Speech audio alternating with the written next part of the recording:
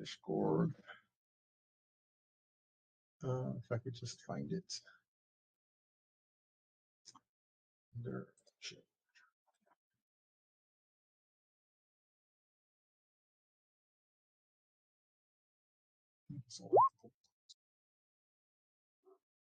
That's awesome. Okay, so there is the map of Warrelsbury. When you click on the map, it'll say, confirm external link, and you're going to be in Warrelsbury. So it took you about an hour and a half to get to Warrelsbury. So really, you've only taken the short rest, and you've pushed into Warrelsbury, and you're right by number 7, the docks. Now, I want to make sure that you're all looking at hopefully you all have the map open, but the areas, I put areas that are noteworthy, that are familiar, but if you notice, there's not numbers on everything. I did that intentionally. As I build adventures and you explore, I will start putting more numbers. These are just the noteworthy. Some places I've only put places visited by everyone in the Reyverse. So some of you might not have even been to any of these areas yet. But the place that is more familiar to you is the Dry Toad Inn, which is number 1, which is next to, east of 7. There's also the Stag Inn, which is number 12, which is to the northeast. Brendan McLear, that's the chief's name. His house is right on the other side of the town home. And the Holding Cells, which is number 6, which is where the Bard is, that you guys have been trying to help out with what's going on. That's really the only area I believe this group has been on. There's a market, there's a butcher, and there's the Earth Mother Church. Now, Earth Mother is just the ancient name for Shantea. So Shantea is the Earth Mother. That is her original Netherese title before the Netherese gods were sort of abolished or imprisoned like Titans, or not worshipped anymore, and she sort of evolved into Shantea. Okay? And so you're at 7, and you are in service, and you know that the Brendan McLear spends the majority of his time at the Dry Toad Inn. So I'm under the assumption that you're going to kind of want to go back there, but I don't know. That's up to you, unless you want to visit his home. But when you arrive to the port, the fishermen are extremely happy to see you. The villagers speak very highly of you, and it's not like you're given a parade or anything, but people are very happy. They're all talking about you. You guys are making a significant impact. This is the most heroic thing to have happened in Warrelsbury. Before this, I would probably say the White Stag. So it sort of depends. The Northlanders are more caught up with the White Stag stuff, while the folk people are more evolved around the folk, obviously, right? Like the farmers being saved. And there have been various reports going out about the Red Claw and what's been going on and evidence. And and people are really not in the position to be speaking. They're boarding up their windows. They're expecting a bad storm to hit in a few hours, at least in the ocean, and work its way in. And they're hoping that the storm passes quickly so that they can, move on to normal activity.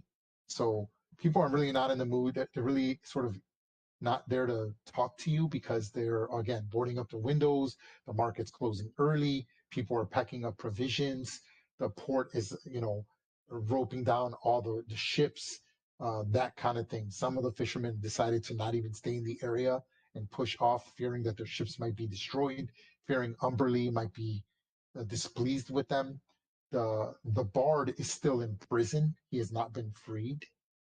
You don't know why or what's going on with that, and you all arrive around the same time. So Magmalik Zadil, you are already in the Once Dry Toad Inn, and Bartleby and the rest of you are also there, arrived like 2 hours later. So this is like late in the evening. This is right before your long rest. So you've already taken the short rest. So modify your characters in case you guys all decide to do something crazy. But that's what happens now. And then we will instantly go sort of to a long rest in case you want to do something that requires immediate attention upon arrival in the one stride toad-in. So with that being said, does anyone want to do anything while they're at the one stride toad-in?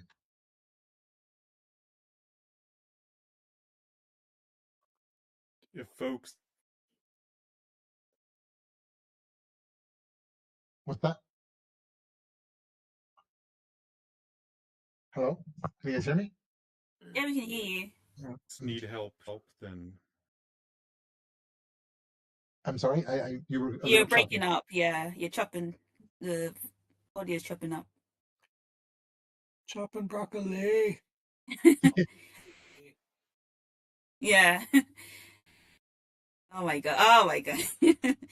I think you're trying to say if folks need help, something like that. Well, the villagers that you rescued are unloading all their items.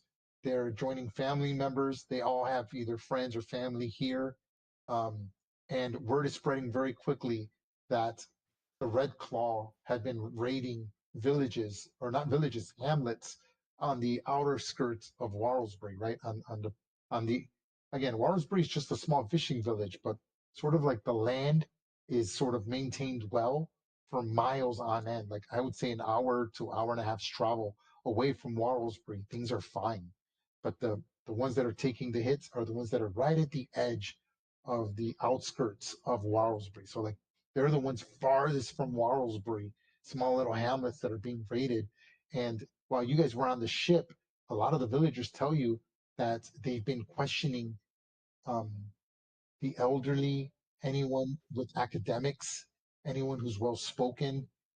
They've been asking us questions, and they didn't kill many people as they were actually, it looks like they were looking for something.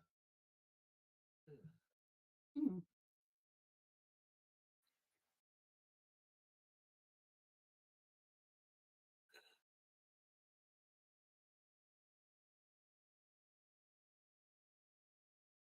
Yeah, and you're immediate you're immediately greeted by Brendan McLear, right? And this is the chief of the village, of the fisherman's village, and he's like, um, no, I'll pull him up for you. Here we go. Right. So the chieftain of Warlesbury, right?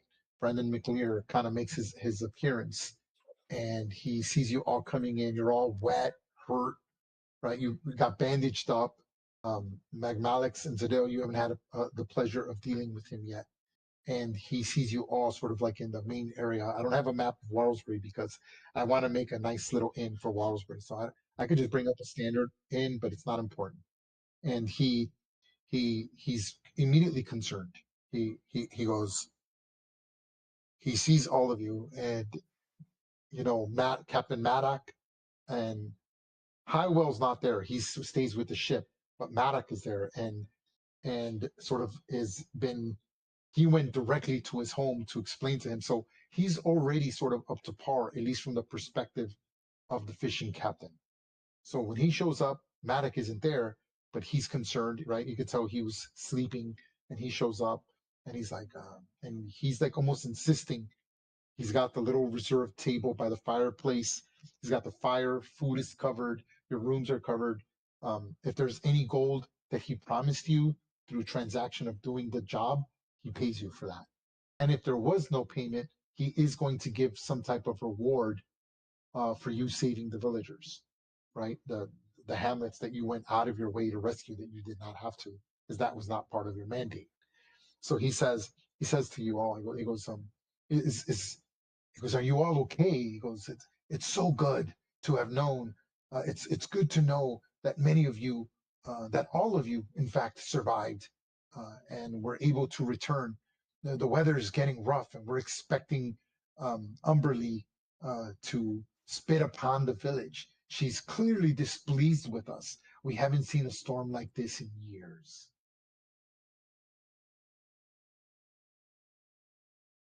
What do you all say to this, if anything at all?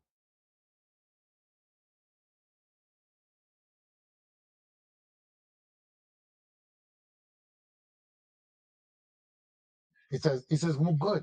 It's good. And he looks at Magmalix and Zadil, and he says, it's good to see all the adventurers working together. I have heard some of you have shared quests and in service of others. He goes, I didn't speak. I haven't gotten an update on your taskings. You decided to work for um, the noble, the merchants, yes? Yes, we are working for Garvin. He employed us for some work. But we are always down to help the other adventurers. He has a job. He He has goes, a job he's doing. he goes, yes, Gervin. Okay, yes, Garvin. absolutely. Gervin Todoran. Yes, Todoran, yeah. that mess with the bank, yes? Yes, I can't go into much details, but something like that. He goes, yes. He's been causing an uproar here in the village, attempting to buy property, expecting land markers. I don't understand. He doesn't seem to understand the ways people work here. I But don't with see the the news, I don't see the village responding well to him, throwing money around, trying to buy property, buildings, giving out loans. But yeah, to each their own. with the new silver mine, it's some changes are going to be made. Money is definitely coming in to Wolfsbury. He goes, oh yes, the silver mine. It's been it's an untapped resource, and there have been issues already with it. In fact, we received a report recently from one of the other adventuring groups that felt it necessary to give us an update about the Red Claw. Apparently, they're being led by something called a drow. Wow.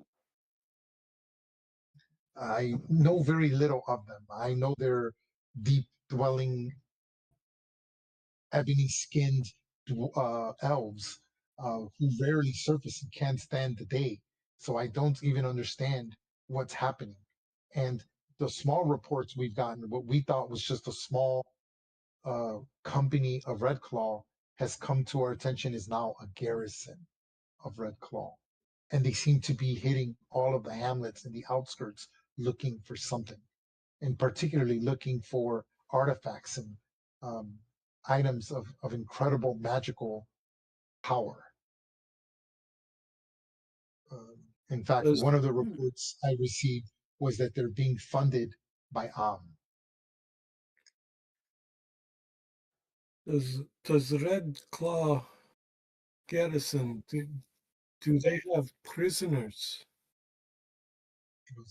They, again, I can only tell you what's been reported to me. I have not personally looked upon at any of the corpses, but there was a body that was sent back by one of the adventuring teams, and we discovered that it was poisoned.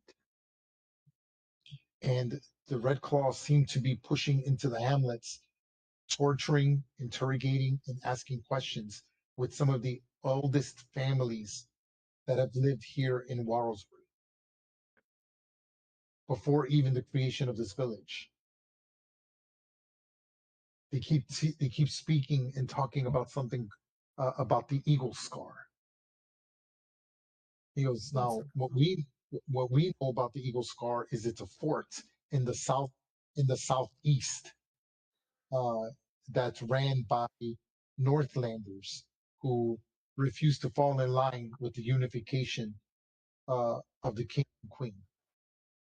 It's quite dangerous, and it goes um, far southeast from here. Um, one of the adventuring parties took a job with a brewmaster to deliver his brew to that exact fort, and I decided to hire them and gather information about the hobgoblin activity that seems to be centralized in that area, making its way to the northwest, up to the coastline. The other adventuring party, the remnants, did send a report stating that there is something going on to the northwest area, far from here. And he kind of opens up a map and he kind of shows you. So this is what he's talking about.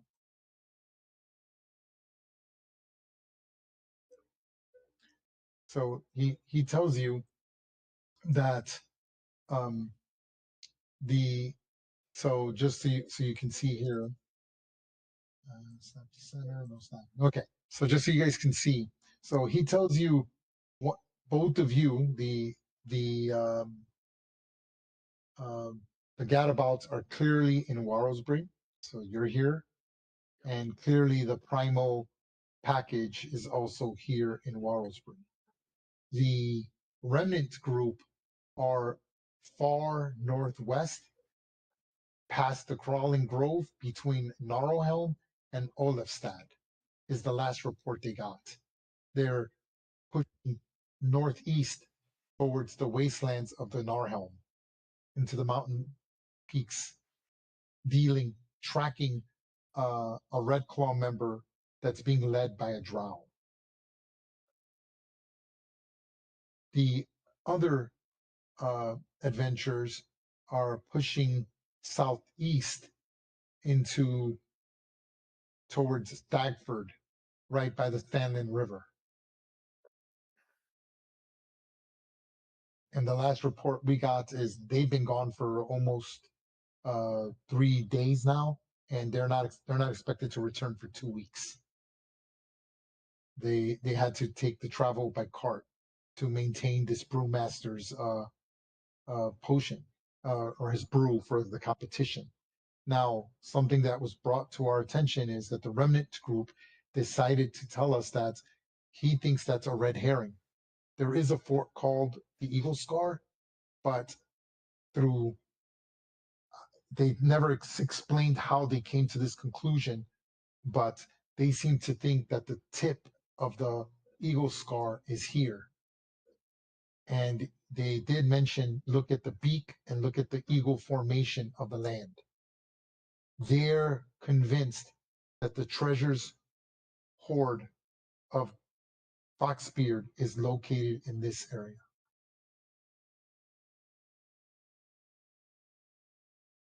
And it looks as if the Red Claw are looking for a specific item within that trove of treasure of Foxbeard.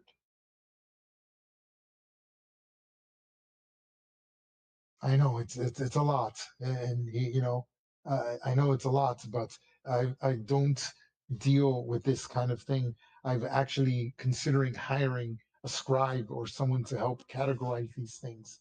At the moment, it's just me and and my son doing our best to keep things together. Do you have anything to report?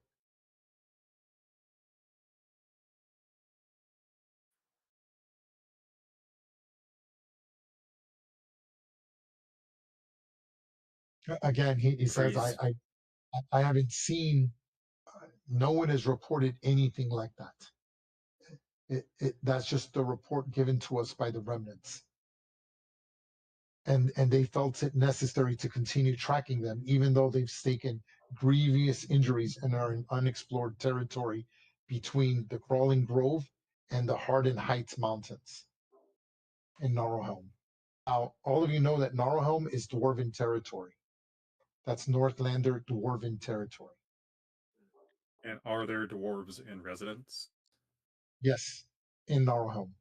Gnarlhelm is like the Dwarven kingdom. It's mainly ruled by dwarves.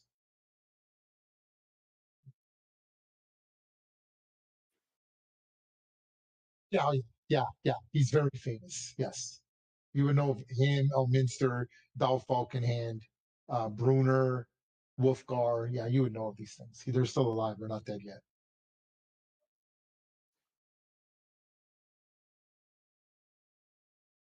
Correct. But we all know the drow are generally very terrible. I mean, you can use player knowledge here. This is the Forgotten Realms, right?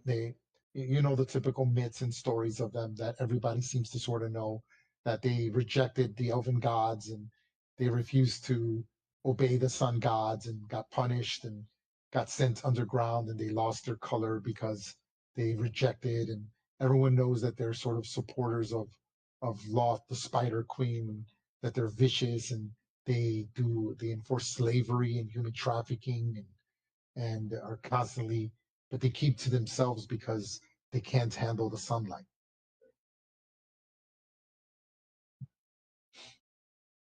In Answer's fact, pretty simple for us sisters. yeah, now they Fuck they, they those red tell you claws.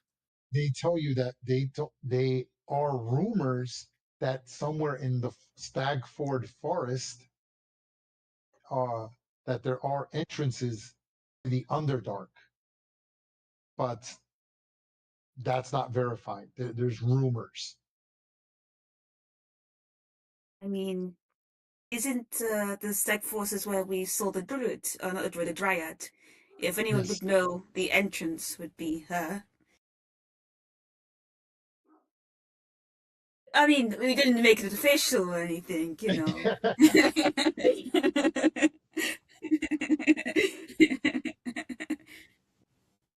You wrote a song about it? You have to tell me that later. All right, me and you we'll talk later. I get I get final editing rights. Yeah, I get final editing rights. I want my. So, so yeah, so he says about he goes, I've gotten a basic report from by the fishing captain Maddock. I still have to interview Highwell as well. Apparently he's been lying and no whale actually attacked him. Is this true? Gee, I don't know. Nothing about a whale, do we? I didn't see a whale. Saw an ogre. He goes, okay. He I goes, know nothing well, about it's been brought to my attention that he, in fact, had been lying. His drinking had gotten out of control, and he actually crashed his ship up against the rocks and was taken on by a pirate ship, which has been brought in through tow.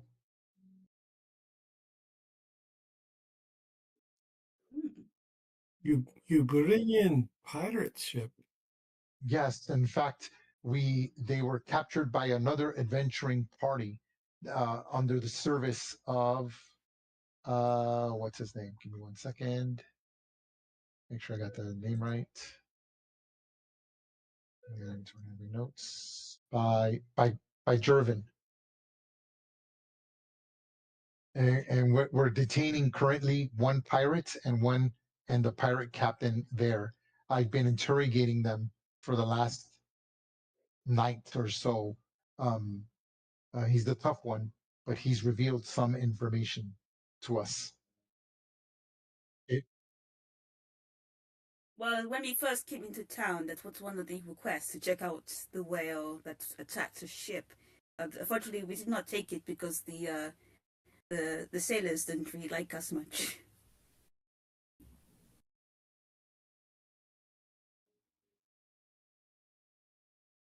Well, we did not see it. We went a different path. Yes.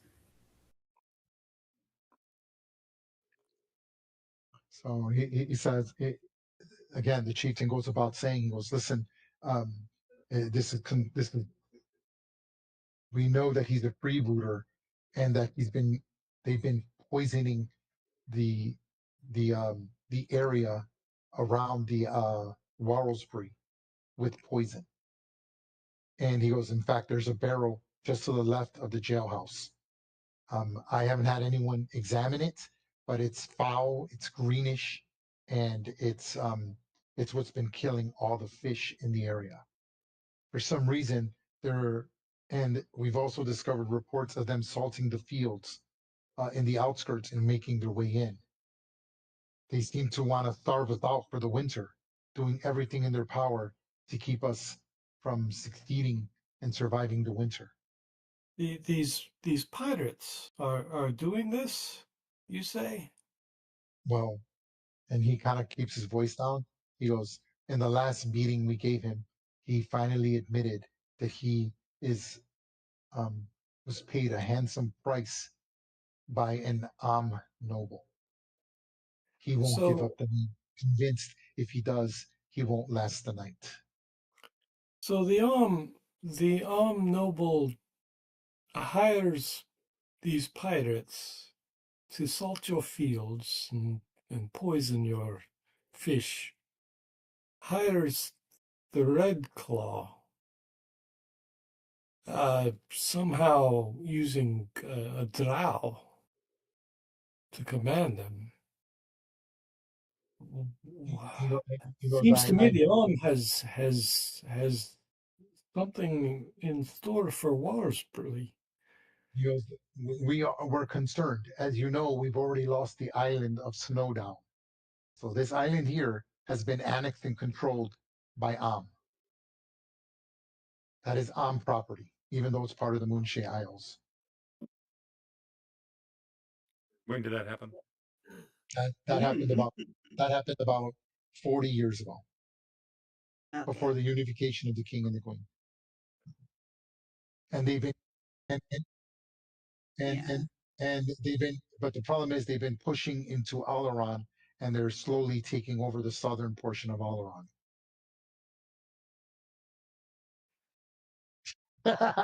That's how. Nice. So he goes, so listen, these things that are happening, really, they go beyond my people and beyond my vision as well. You have to understand that this is strange. We've had so many visitors, so many tourists, so many people coming in, the silver mines. We've even gotten reports that there might be a thieves guild pushing into Warlesbury and hitting Olafstad to the north. He goes, all these reports I've sent into the king, but travel is slow, and really they're not involved in these politics. Expansion is coming quickly, and I'm doing the best I can to halt that from happening. Yeah, there's even rumors that they're going to close the port to outsiders.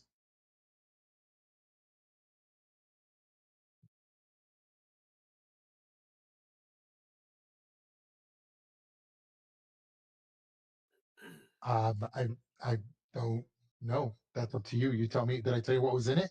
I could. I did.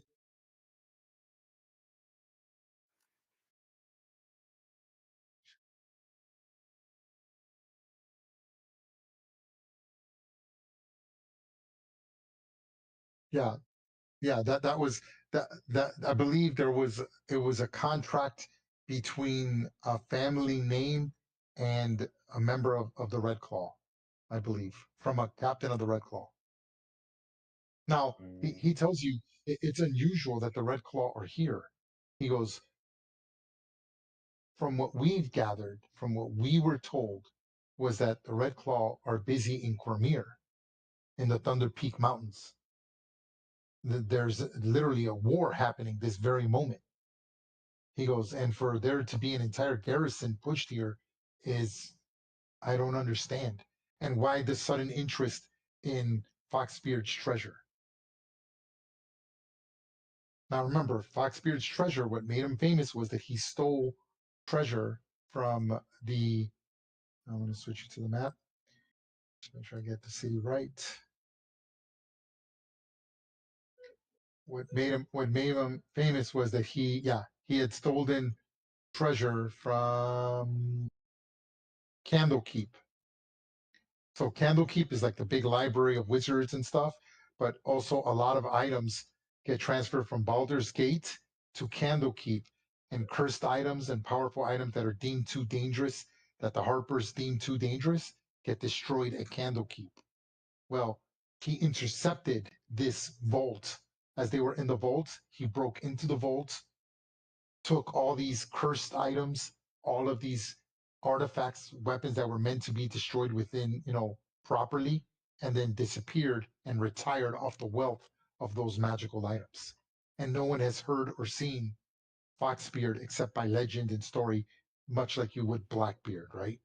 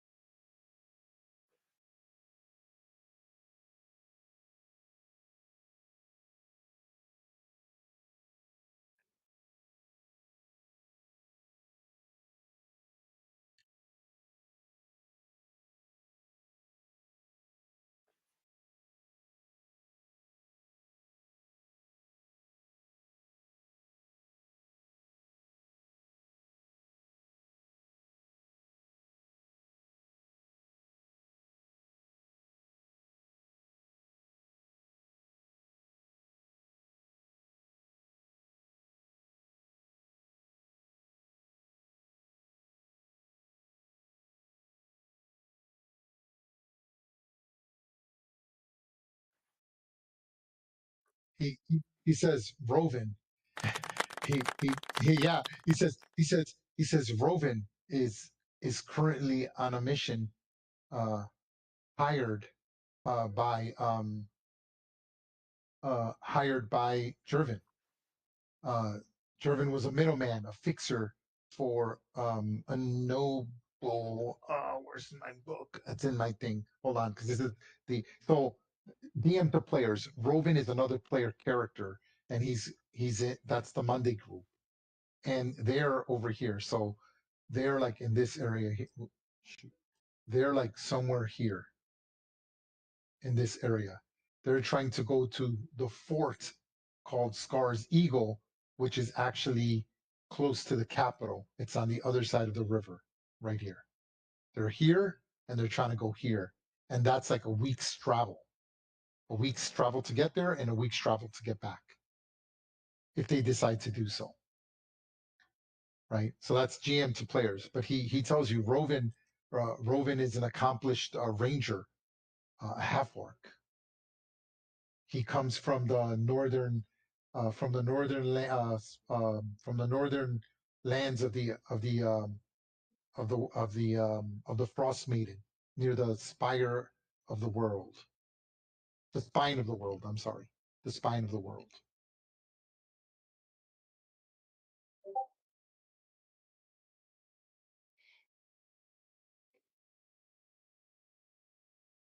He goes on. I just want to give you as much information so you're aware of what's going on, and I want to continue to employ you.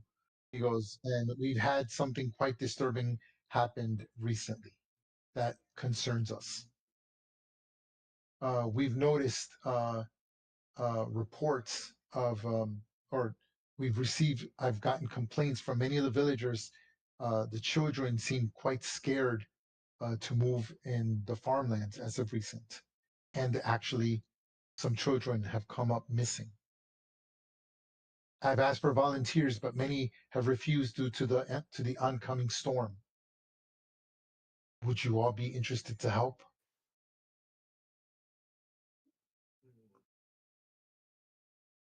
Maybe.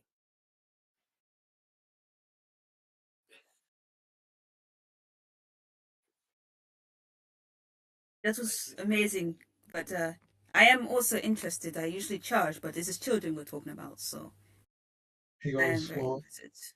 I'm willing to tell you what I know.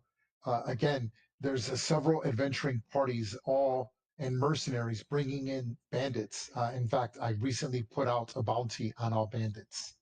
It's become a growing problem. We've gotten some help from the capital as well, from the king and queen. banditry has gotten seriously out of control due to the Northlanders refusing to accept the unification. And unfortunately, one of the local magistrate cells from one of the nearby villages um, um, escaped. This captain, this bandit's captain, and his gang had holed up in a farmhouse, and they're waiting to escape the area under the cover of darkness. The family fled to the nearby village, Warlesbury, before the bandits have moved in, but the chaos of their rush and the storm has delayed their escape. They unfortunately realized that their oldest child, Christoph, had somehow gotten off their cart and had been left behind as they were in such a hurry. Last report we got was that Christoph is unharmed, but is being kept prisoner under guard in his own bedroom. I hope that we can. I hope we could trade for the boy's life for his freedom, or they hope to trade the boy's life for the bandit's freedom. But in all honesty, nobody agrees, and they need to be made examples of. So I'm hiring you. Go there, make examples of them, and of course, the priority and safety of his son. I would love for him to live and to be rescued. And this needs to be done. I want those bandits dealt with. And you can do this all before the storm gets worse. It's just one of the farmhouses not too far. Between here and the very location you were at before, it's an hour's trek at most.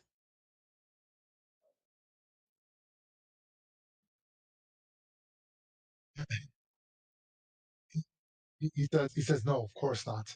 Uh, with the silver mines, I can give a bounty. There is a bounty for all the bandits. These are escaped. This is his gang, an escaped prisoner, and we want them brought to justice. Um, I understand if you have to deliver justice out there, but the goal here is to bring them here so they can all be hanged in public view. Kind of savage. Mhm. Well, I don't know about you guys, but I need something to eat. I can't make this. He goes, listen, there's time. They're waiting for a response. They contacted us hoping to return the child for their freedom, that we would give them free passage to leave the Moonshay Isles. We can send you as emissaries, representatives to negotiate. But listen to what I'm telling you. We're not negotiating. So what you're hearing is, yeah, they're keeping the public eye of, we're going to try to rescue the child, but that's secondary to bringing them to justice. If you can save the child, that's great, right? That's bonus. But no, this, we've got too many people coming here thinking they can do whatever they want. They're tired of it, and they want them all hung, killed, whatever it takes to set the example for everyone in the area that banditry will not be tolerated. So you're like, like, this is kind of like brutal, right? This is not a rich person's son. This is just a farmer's son, and he, as the chief, feels he needs to do something. He's got the money, but again, they don't have military here. They've got Northlanders that could handle this, but you are just far superior in what's happening here. And this captain seems to have a reputation for being an excellent swordsman. And most of the Northlanders, you have to keep in mind, the Northlanders have stopped raiding for about 10 years. They've gotten soft, right? The Northlanders were raiding and killing and human trafficking and doing all sorts of things and raping and right. But the unification has sort of made everyone soft. And the only people that are like that are really far from here or in the island northwest here, Norland, hence why it's called Norland. This does They are their own independent king who are allied with the king and queen with respect that they will not raid them, but anything that enters their water and all the other islands and any other area is free to them. So they're still raiding. They're hardcore Northlanders, but the Northlanders here have gotten soft, right? They've sort of, a lot of them became farmers, fishermen, and that aggressiveness, that ability to sort of defend themselves has sort of been watered down. And as they see adventurers coming in with better weapons, right? Because their technology level is much less than yours. They don't have full plate here. There's none of that here. There's no night system, right? And so you guys are showing up with shields, full plate. A lot of them are hide, studded leather, scimitars. And you guys are, they don't, magic here is almost non existent. You're sorcerers, and so they're looking at you like we would look at Navy SEALs, Delta Force, and so he's willing to pay good money to go there, deliver justice, and if it's possible, bring back the child. But if not, that's fine. Make sure the child doesn't suffer, but then bring them all back so they can all answer for the crimes of kidnapping and terrorizing the farm folk. And he showed us the location on a map. Yes, he tells you it's right on the main road. They took over the farmer's home. They're not even making an attempt to hide, right? They're just trying to delay tactics and negotiate, trade the child so that they can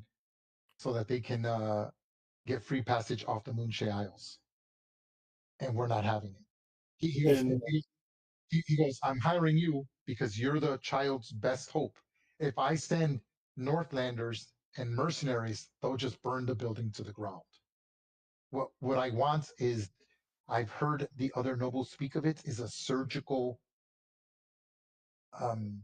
attack, right? I need cunning and tactics, not brute force. I could easily send a group of Nordlanders there to just burn the building to the ground, but I'm trying to avoid that. As the folk become restless, they'll take justice into their own hands, much like they did with the bard. The jailer and I have already stopped one lynch mobbing from happening to the bard. He goes, so if I want this child rescued, I need you to do it. You have time. You can rest and just report there first thing in the morning about the negotiation that they're wanting to do, and you do what needs to be done. But again, I'm hiring you to deliver justice. They are not to escape. They're to be captured if at all possible, particularly the captain. We understand there'll be casualties. I don't expect all the pirates or all the bandits to come back, but we want the captain back. He needs to answer for crimes. Whatever the village decides, whether it's hanging, stoning, drowning, feeding to the crabs, it doesn't matter. Banditry will not be tolerated.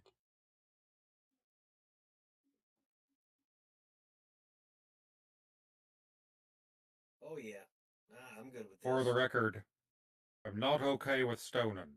Seems a little barbaric, but He I said, am in favor of rescuing children, more in favor of murdering red claws. But yeah, this is not Red Claw. These are just random bandits. Bandits. Yeah, bandits. These are human bandits. I mean, he says that the gang goes by the name of the Albit gang, ALBATHT gang, the Albit gang. He goes, our naming conventions suck. Yeah, Yeah. the names suck, man. you leave the Jesse James gang alone, right? And so that's what he said. He says that's just he goes, this is quick, this is simple. He goes, again, if you think you can do it, I'm willing to pay good money to have the child rescued. That's what's important to me. But the village doesn't think so. They think it's a negotiable risk. I'm hiring you. He goes, for a quarter of the price, I could just get Northlanders in mass groups to go over there and burn the building to the ground. But that boy deserves a chance to live. He is the eldest son of the farmers, and it would be a shame. It's his only son, his oldest son, and we would hate for his family name to die. He's been here since the beginning. And that means a lot to me. It means a lot to us, and it means a lot to the folk. Yeah, and your food comes out, and he says you have time. If you think it's best to leave now at night, it's up to you. If you want to leave at night and try to go in there stealth, not even negotiate. I'm giving you as the DM to the players the option of what you want to do, or you could just show up there, not trying to hide and negotiate and figure it out and get there first thing in the morning. So either way, you get the long rest because you only need 8 hours, and you arrive into town in the late evening, so you do have time. So you get the long rest, so you could leave like before sunrise, and so you would arrive there basically like maybe 30 minutes, an hour before sunrise. So If that as if that's as something Magnelis is if that's something you're wanting to do, right? Like, oh, let's go in there stealthily and let's figure out what the hell's going on. Let's remove dudes from this farmhouse. Or you could just show up like trotting your horses or on foot and being like, hey, we're here and you're gonna let the boy go. And if you want to try to negotiate or whatever, that's up to you. so Magmelix, um, as you see by his nat 20 stealth roll, has left already. Oh my god. Boy, Um, I prefer that's a dating. Oh my god. I, Now, now, mean, Tadil you has a guys knife action. can choose what you want to do with that. I assume I'm going in and scouting ahead, and we'll meet you guys there. But I'm 100% going in to do the job and save the kids.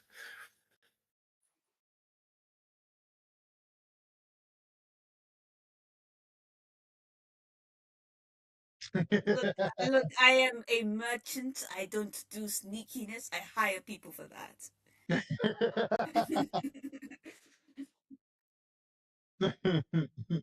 I also cannot see in the darkness. I am also human. So I might be cool with my magic, but I am human. We got a light, don't worry. God damn it, Magmalix. Okay. I wish So I could answer. DVD But, shows oh, back up. We got a the light. chief tells you that the local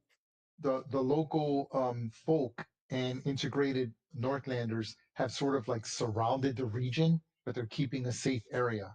So in case they do try to escape, they shouldn't be able to escape, right? They'd have to fight their way out. And he says there is an elder there that you can speak to. What's his name? I didn't give him a name. I did not give him a name. We'll just call him the the elder magistrate for now. So he's like, there's an elder there who's representative of that region, and he can give you more up to date information as they've kept an eye on the farmhouse and can give you more current information, numbers, whatever information he might have to share with you. And he sort of gives you a rune, right, like a rock with his family crest, which is the chiefs of the village, and he says, "Show this to him. Uh, he'll know what it means. It's from me. It means you're in my service." Ooh. I guess Fidel takes it in her hands.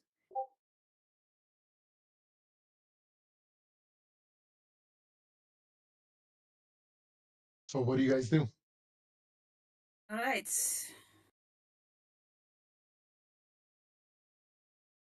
I mean, we only had the long rest already.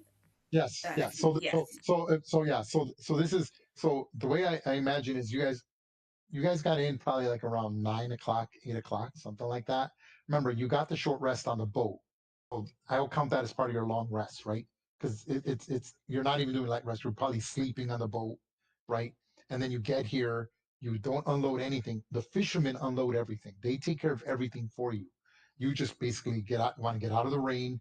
You go to the one stride toad in. You spoke to him. You ate something, and then you could also take a nice nap and then leave. Now, if Magmalix wants to leave sort of like that's fine. I'm giving you the long rest.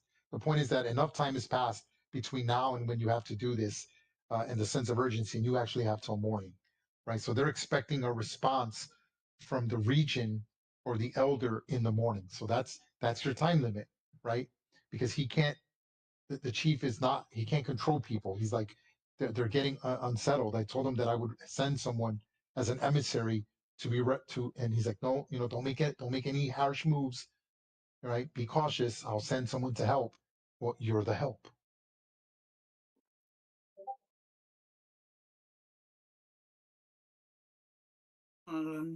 As we realized that Magmalix was no longer with the party, and that there was a big Magmalix shaped hole in where he once was, No. the sisters have had their heads together, and Cadillac is saying to Pontiac, listen, we're gonna be going quiet, and you don't do quiet. And Pontiac says, we've always managed before. And Cadillac says, right, but you can be of some help here, strengthening and fortifying the town against this God's blasted storm. So you stay here, help, heal as needed, and I'll go try and rescue this kid and keep everybody alive.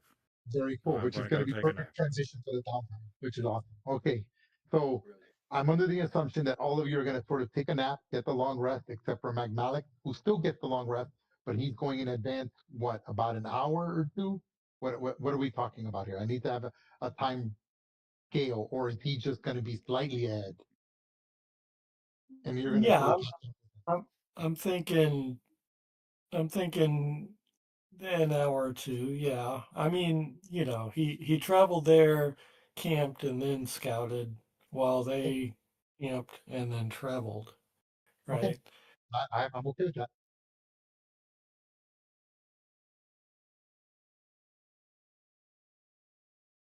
You can catch up So when you you realize he leaves. You can push up to catch up to him. He's only been sure? you just Yeah. noticed he was gone. You're like, oh my god, I know where he's going. So if you want to catch up to him, I have no problem with that. So you guys maybe sneak ahead scout, and then we can pose as the emissaries from the village. As I'm not as sneaky as you guys, so I just want to go in face shown. That's cool. Good with that. Yeah, cool. Exactly. Right. Yeah. I love that plan. I love it when a plan comes together. Okay, I've got So, put you so I, guys. I assume I notice. Well, maybe I don't.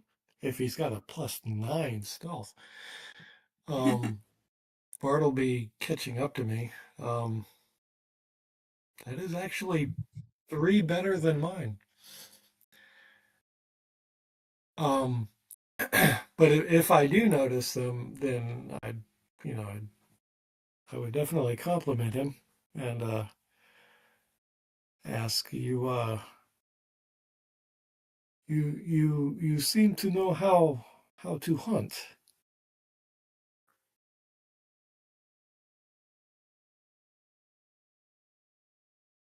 Well, not much different, yes.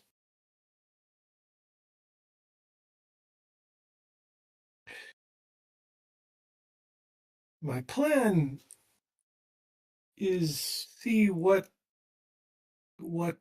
defenses are there and kill every So last evil are we? man. Okay. So are we ready to do this? So I need Yeah, everyone to sort of pay attention because I don't want to repeat and waste any more time that we've already. Not that we're wasting time, but yeah. I want We to we like could sort of. RP all night long, Ray. Let's Yeah, do yeah. it. I know. And no, hey, look. The last session we RP'd and it was good. I'm enjoying that. That's what we need to be doing, more RPing, right? Like I was getting too hyper focused on just the combat encounters. I want to have a good share. So okay, so let me make I understand. Yeah, let me make sure I understand this. So I got Magmalix and Bartleby, is that right? Going ahead about an hour or two, The scout. right? Right, and then everyone else sort of joins up with them. So we're gonna say an hour and a half ahead. You guys all sleep. So these two characters do not sleep. These two characters are like, we need to get up there now. We need to figure out what's best to do, and then the other characters will meet up with them, and then they'll brief them and meet up with them unless they see some grand opportunity. But I'm assuming we don't want to do that because then two characters could get in a lot of trouble, or right, deal with certain things. But here's what happens. Are we ready? Yeah. Okay. Yep. So Aye. the two characters, Magmalix and Bartleby, you make your way. The low grass of the farmyard is worn to bare dirt. Several paths lead from the farmhouse to the pastures and the outbuildings. Figures can occasionally be seen moving furiously near the fenced perimeter and the inside farmhouse itself. The farmyard is neatly bordered by a wide slat wooden fence, which is ungated and is about a 30-foot wide entryway to the south. All of the fences are 5 feet tall and can be vaulted with the creature's movement with the successful acrobatics DC 12 check. Okay. Now I'm going to post the map. Okay. Now it's okay. I'm going to show the map sort of because um, you'll see in a second when we roleplay this. Hold on. It's gonna it should be pitch black because it's nighttime. Okay. It's low light as well. Let me put your 2 tokens on. Let me grab those bad boys. Okay. Okay, this is who. Yep, and Bartleby. Okay, grabbing you two, copy, and paste. Okay, I'm just going to put you on the outside of the map. I'm going to put you here. It's actually, your tokens will be in the courtyard, but that's not where you're at. And it'll make sense on why you're going to have a rough idea of where things are. So bear with me.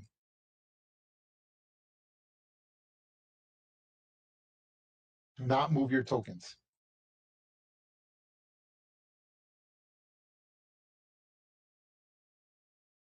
I'll change the lighting, make sure that the lighting is correct. Give me 1 second. Okay, on, 60 feet nocturnal, and Bartleby on 60 feet nocturnal. Okay, there we go. So your lighting should now be on. Yes? I see. Okay, so do not move your tokens from there. Okay?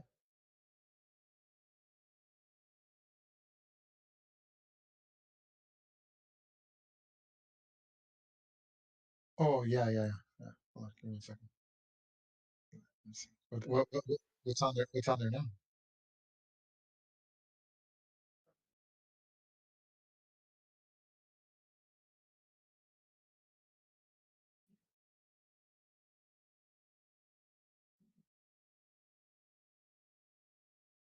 Yeah, of course. I mean, that I would say a deception check or a performance check, depending how you're doing it. Sure.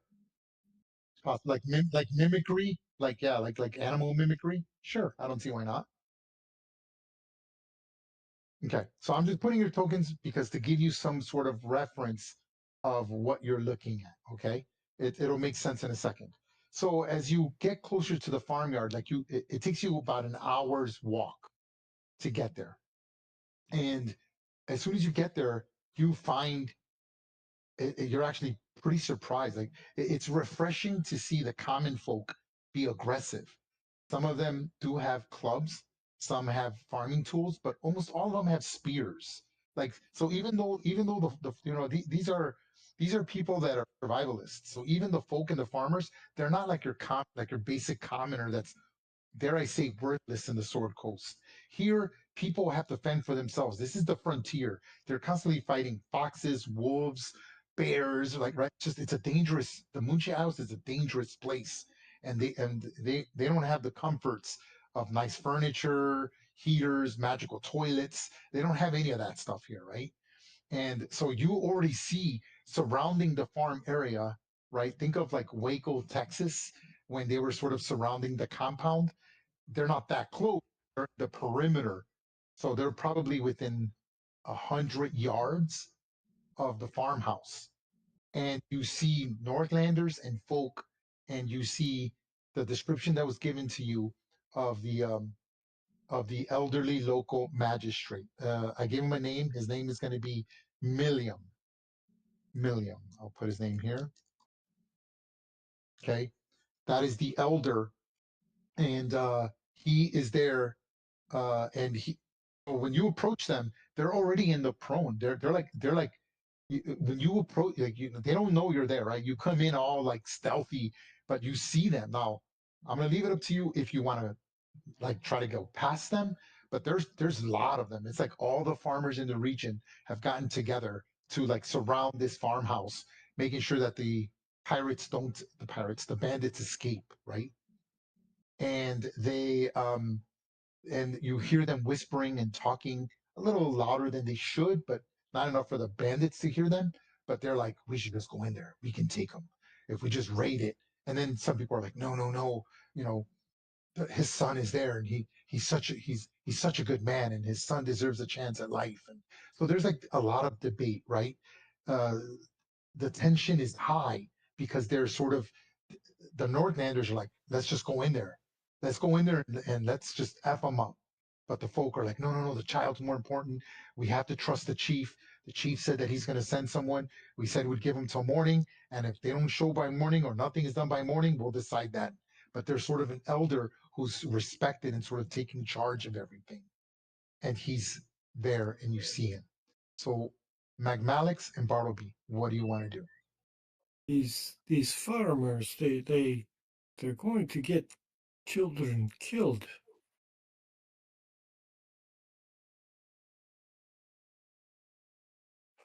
That one seems to be leader, yes? Maybe we talk to him?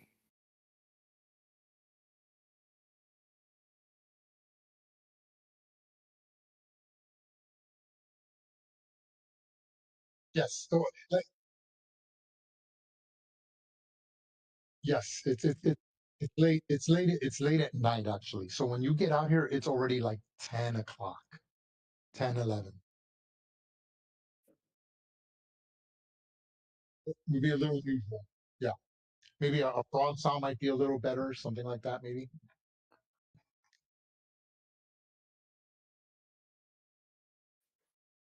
Yeah. I'll allow performance. Sure.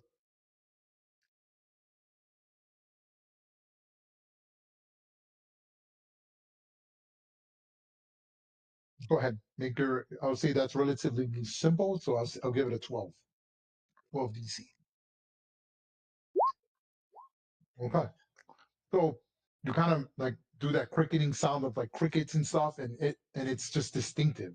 And the elder sort of looks over. Are you revealing yourself, or you want him to just sort of look in that area like he's looking for you?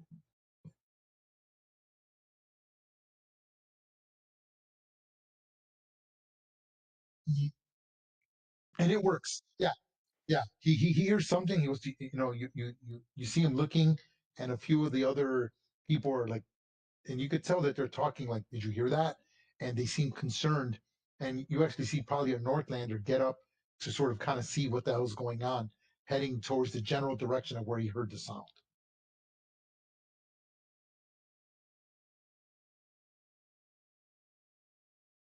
Okay, it's not important. So like if I yeah, if I mean I could draw this for you, but it's really a waste of time.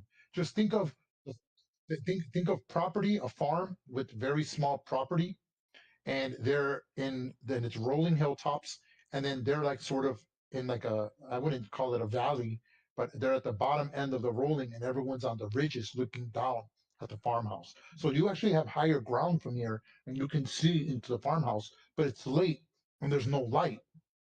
But the reason I'm showing you this on the map, only those two characters, is because clearly the elder probably is going to show you a schematic of where everything is, right?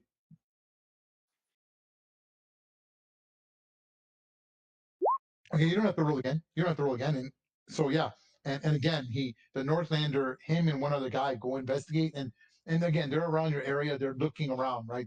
They're doing that Skyrim. They think they hear something, and they're just slowly with their weapons. They're not scared, but they don't see you two. They're just sort of looking in the area, trying to find something. They know something's going on, and they are concerned, and they're willing to get violent. But what do you do? I pop, I pop up behind him and say, if I were enemy, you'd be dead.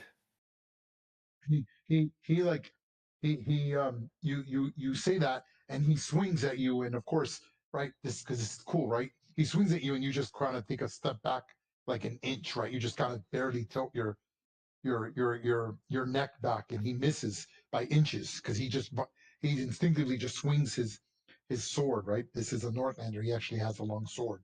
Poof! And I, he's I, with a folk, and he's with a folk person. What do you do? I said, if I were enemy.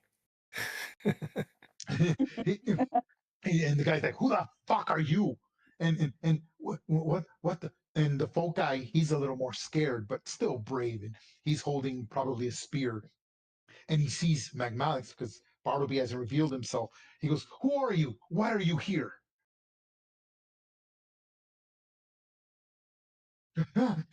He kind of looks back, and they put their backs to them, and now he screams enough. I wouldn't say screams, but he's loud enough for other people that are on the ridge to sort of like see what's going on, and they see you standing, and you see the elder sort of approaching, and these two guys are looking. He goes, and they're fascinated by the dragonborn. They have never seen a dragonborn, and he's like he's a dragonkin. Would you stop yelling like child? I'm here to help with small child man. Uh, Who sent you? Why are you here? You said you're here to help. What? And sort of at this point, the elder makes his way up, right, William? And he's like, relax. And it doesn't his name doesn't matter, right? He's like, hey, relax, Northlander, right? Name isn't important. He's a nobody, right? He's like, hey, relax. He goes, you said the chieftain said he'd send someone, and he mentioned that he'd been working with some foreigners that he can trust. I hope you're them. He we goes, are some. good. Please come with me. I have news, updated information. Please keep low. We're on the upper ridges looking down upon the farmstead. He goes, as he's walking, he says, um, the Albert gang managed to free their leader, Sven, Sben. And he says, from our local magistrate cell. And they managed to steal and fled on stolen horses and had arrived here at this farmhouse. As you know, we're about a half day's ride from Warlesbury, a little less by foot. But Mr. Hundel was in the fields when he saw the bandits riding hard in his direction. He recognized the gang as they're quite infamous in this region and knew he needed to get his family to safety. He hastily gathered his family into their carriage and rushed back to Warlesbury, the safest place. They put their oldest child, Christoph.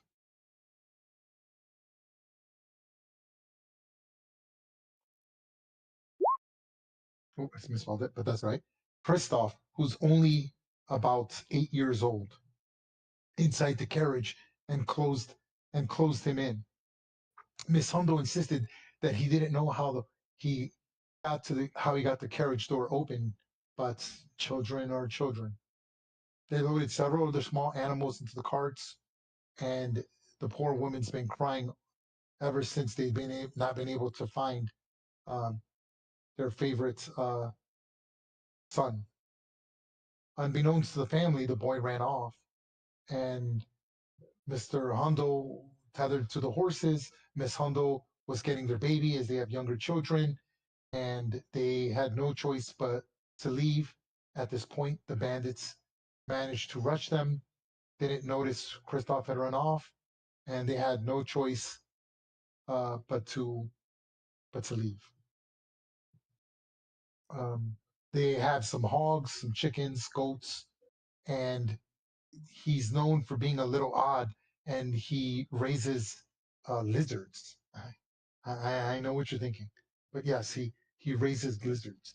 He had is very astute with these lizards, and they get quite large, and they perform well in guarding his farmlands. He never got them out in time. He goes, they're about the size of a small dog. They can be aggressive if their owner isn't present. What do you mean? I know what you're thinking.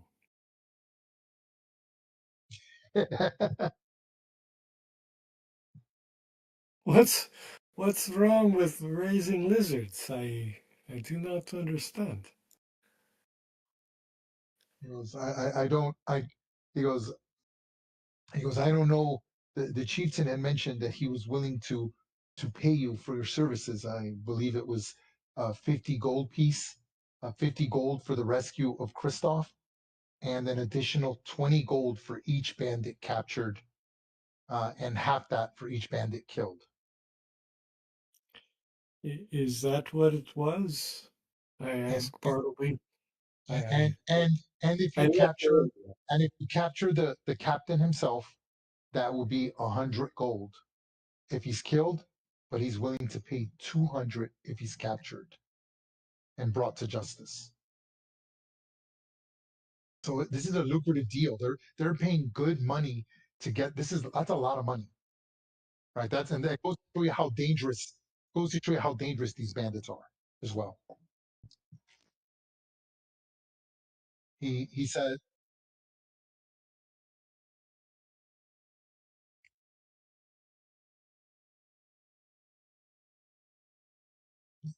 he says he says listen, he goes, we've counted about 12, at most 15 bandits, but we're sure that there's at least 12. That's not counting the captain. and you surround house obvious with numbers showing yourselves to the bandits. Why you do this? They know you're there. He goes, we're just trying to keep them from escaping. He goes, many of us, many people here are wanting to just go in there and kill them all. You're all very stupid. Back up. We wait, I don't know, maybe hour, 2 hours for friends to arrive. Back up, and if bandits come out, you kill them. It's simple. He goes, I understand that, but people are impatient, not wanting to wait. And we have reason to believe this gang is dangerous. They could escape. We could probably kill most of them, but if they come out at us, it'd be difficult to manage them, particularly if we're trying to keep Kristoff alive, which many of us do. So this is the group that majority of them are here. And the reason they haven't acted is because they want to rescue his son, right? The farmer's son, Kristoff. Now, I'm going to give you a quick orientation of the map as you're looking at it. So this here, the reason you can see this is the low fence I was talking about, right? This is only 5 feet, right? Same thing here. That's why you can see it. 5 feet. This is a shed. He tells you that is the, yeah. Can you not see it? Oh, I'm sorry. I'm on the lighting there. I'm sorry. I'm sorry. I'm sorry. There we go. Okay. So, oh, shoot. Okay. Thanks for saying that. Okay. So this is the low wall. Okay. So this is the, yeah, 5 foot wooden fence. This is the horse paddock area. Okay. This is the same thing. Low wall here. Right. And this is the sheep and goat pen. This here is the chicken coop. This is the well. And this is the barn. Now, he tells you that Mr. Hundle, that's where he keeps his lizards. Now, again, these are very aggressive. They haven't been domesticated yet. And he says he keeps them inside. That is the barn. And there's like three compartments, like three rooms, like three chambers in the barn. and he keeps them in the far right as you're looking at it. So this area here is where the lizards are. They're aggressive, but they should be contained. This Mr. Hundle, he feeds the lizards, yes? He feeds He them does. well? I would assume so. I look at Bartleby and say, Okay. I can talk to lizards. If he treats them well, they may respond. Okay. This here is the pig thigh. This is where like the pig pen is. He tells you like that he couldn't get all the pig pens, all the pigs out, and he tells you that there's 2 boars that he had captured recently that he had kept there for breeding purposes. So he tells you somewhere in there are 2 boars, wild boars, basically. Okay, so again, lizards somewhere in this barn, but he tells you they should be in the right. Now, whether this is as he knows it. If the bandits have moved things, that's possible. But he's telling you basically this is the barn, and that the lizards have like little chambers that they stay in, and that there's 2 wild boars also in the pig pen. He says the pantry to the house is here, and the main building is the great room. He says the building is just a big great room. He's got his son's room is here.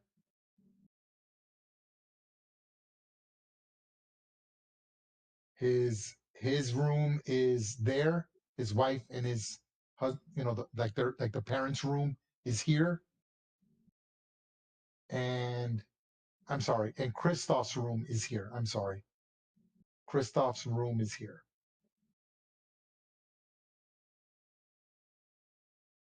And this is the pantry. So pretty simple. This is nothing complicated.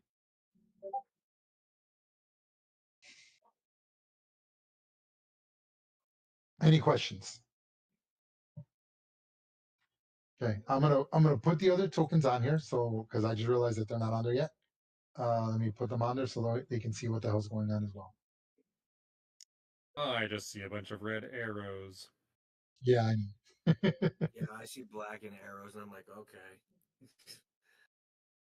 Bartleby, I must say, you are officially favorite small person. You you are even sneakier than me.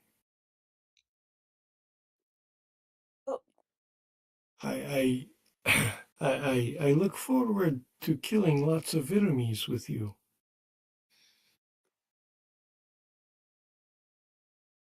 You were very quiet before, but you've gotten better. I mean, last time I ventured with Butterfly, he was trying to kill the guy and he nearly drowned. Yeah, he did very Zadil, well. Zadil, you finally arrived. I But thought I I'm was going doing to this kill alone. you. I'm going to kill you.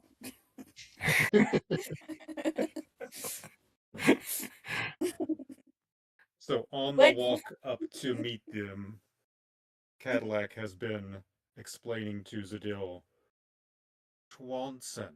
All you got to do is say Schwanson, and then poof, a little orb on TBD's neck will glow. And so TBD has a cracked drift globe on her neck. TBD is my giant badger, by the way. And the power word on off switch is Schwanson. Swanson. So You, It you is could really have hard with said accent. you could have said all of that right in front of Magmalix, and he would have thought that you were talking in a very foreign language. Magic stuff. does it give us away? Hell yes it does. But Hey, can also be used as distraction, and then we're not blind in caves. that is really useful. Thank you. I am also capable of casting magical lights upon myself, so having 2 light sources might be quite useful as well. But not. Your badger is really cute. You are all here. I'm glad you finally arrived. You're very slow, I must say. You anyway. You the boys are uh, the farmers are they're crude and don't know what they're doing. So we really must work around them. They don't know uh, how to how you say uh, do anything right. So perhaps we work we infiltrate without them knowing. I mean, I could always like draw attention to myself, or we can have like a group that draws attention to ourselves to bring them out of hiding, and then so the rest can sneak in and try and get behind them or something. Zadil, you can draw attention to yourself. That is a surprise to me. I mean, like talk to them, shout, and say we're here to speak.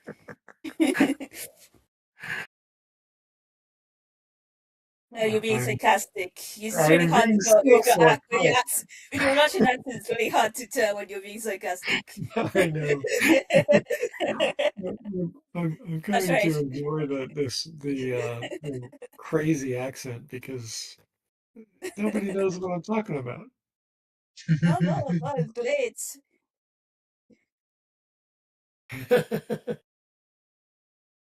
I feel like I'm going to murder like every one of you.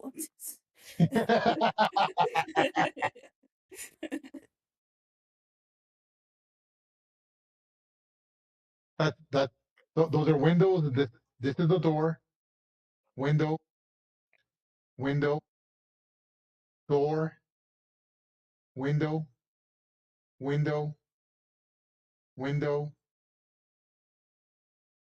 Low fence, but like the little, with the little gate, low fence, barnyard doors, uh, door, door, and that's it. Right. That's our first floor. It's right there. Oh no, no, this is a farm. They'd probably be like standard, like normal little like farm windows, right?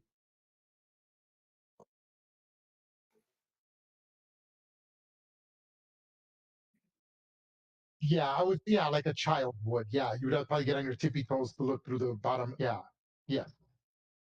I would say like if you put on your tippy toes, you could barely like your eyes would barely look over the bottom of the windowsill.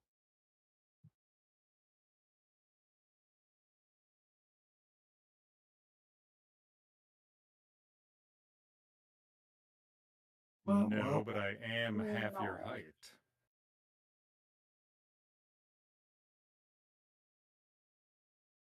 That's why I got a badger.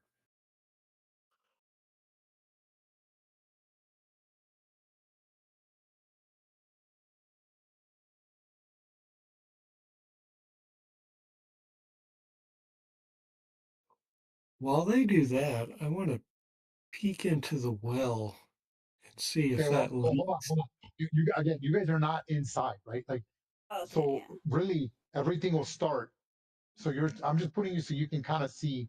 So please feel free to move your tokens like around. Just don't enter any of the buildings. I don't think you should be able to anyway because I restricted it. Yes. So move your tokens throughout the entire map. Explore it. Just don't put them inside the building, right? So if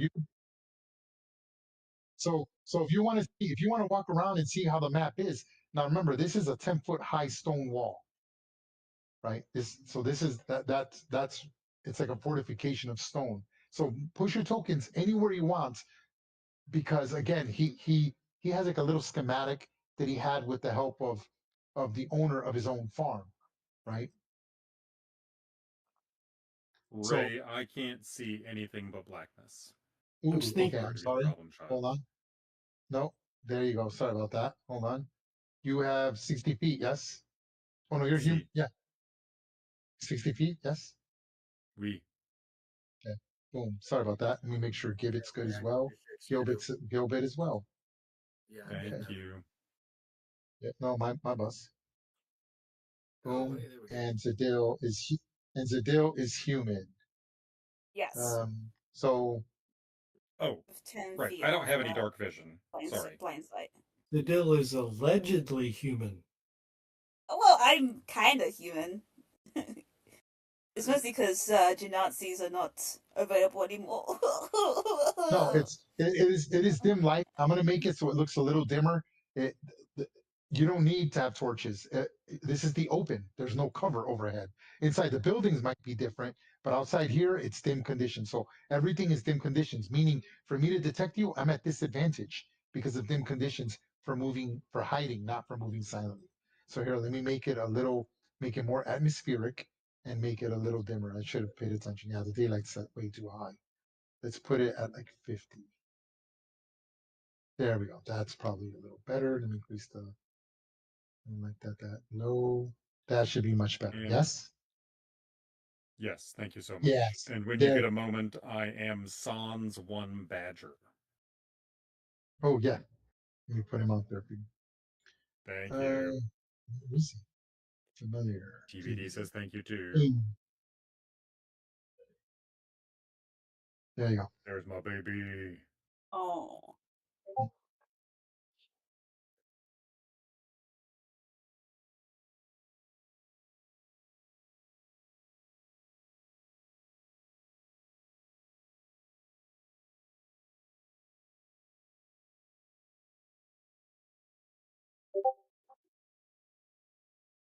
Yeah, yes, I understand that. We're not there yet. There's only one way in unless you climb over the walls or something. We're not there yet. I just I I just want you to to to sort of like move your tokens anywhere you want. I know you can see through the windows and you can see the tokens. I don't care about that. I can remove the tokens. It really doesn't matter because it's pretty obvious, I think. But I'll remove them for the sake of purpose. So go ahead and let me put everything onto the GM layer. So go ahead and push everything you want. I'll remove all the layers here. Any and take a look so you can see where the windows are, where the doors are, where things look. That's okay again because the description is so detailed because the owner is telling you, right? Just don't go into a building.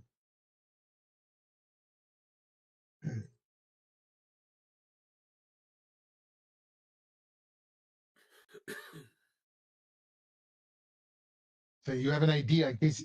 So this is cool. You get to sort of like experience how you sort of want to do this, right?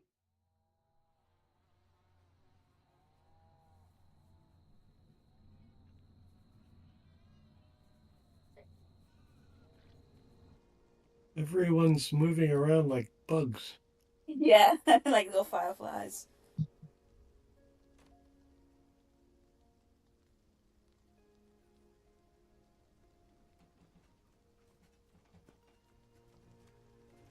Let me know when you guys are good.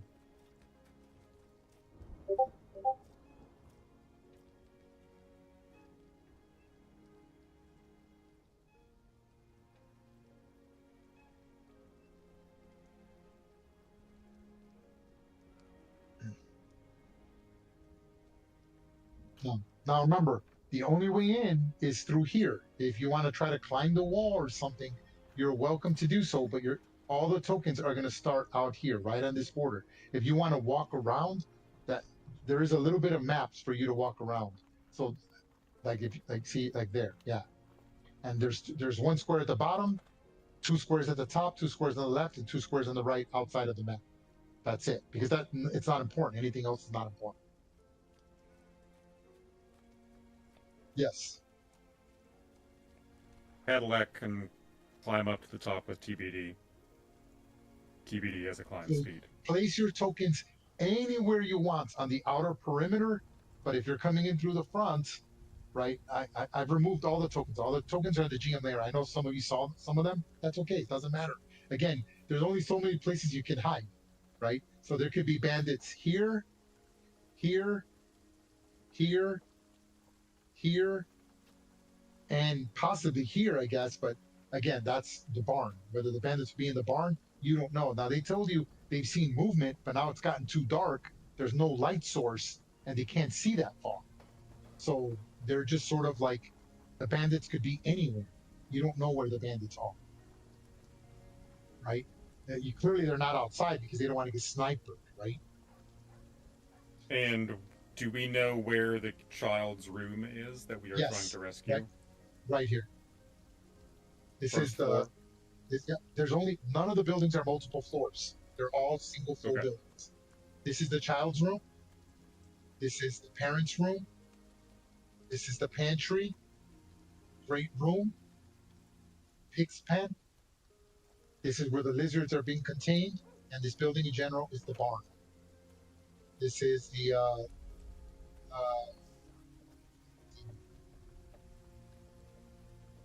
that is the chicken coop, sheep and goat pen,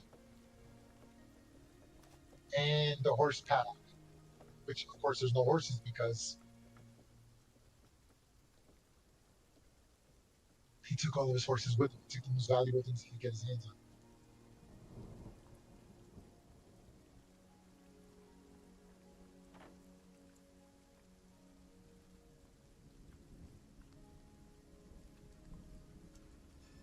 This is going to be interesting. I wonder what you guys are going to do.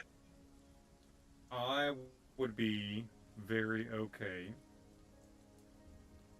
Sorry? No, there's no gate. This is the entrance of this place.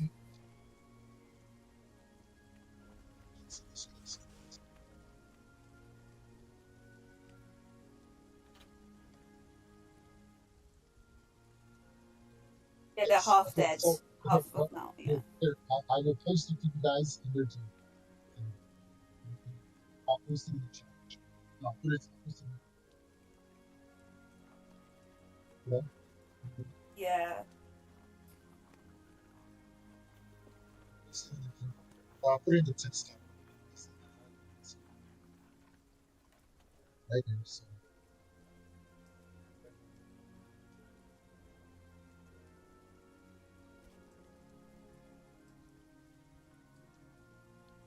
Can you hear me? Hello? We can hear you, but it's just. Oh, okay. Hello? Is that a little better? Yeah, that's better.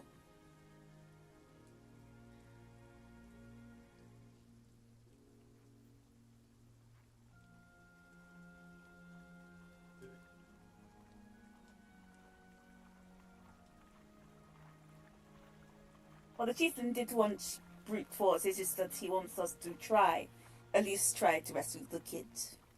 If not, kill everyone. Well, not kill everyone, but capture everyone. At least. Okay. Why you're don't about to we see- just climb the wall, get the kid out, and then come around and talk to him in the front after we've gotten the package secured? I think they're all probably guarding the kid. That's the Hey. thing. There it is. It's right there on the chat, on the text Gadabouts chat. He offers 50 gold piece for the rescue of Kristoff, 20 gold piece for each bandit captured, or 10 gold piece for each bandit killed. And if you capture the Albit is the bandit captain.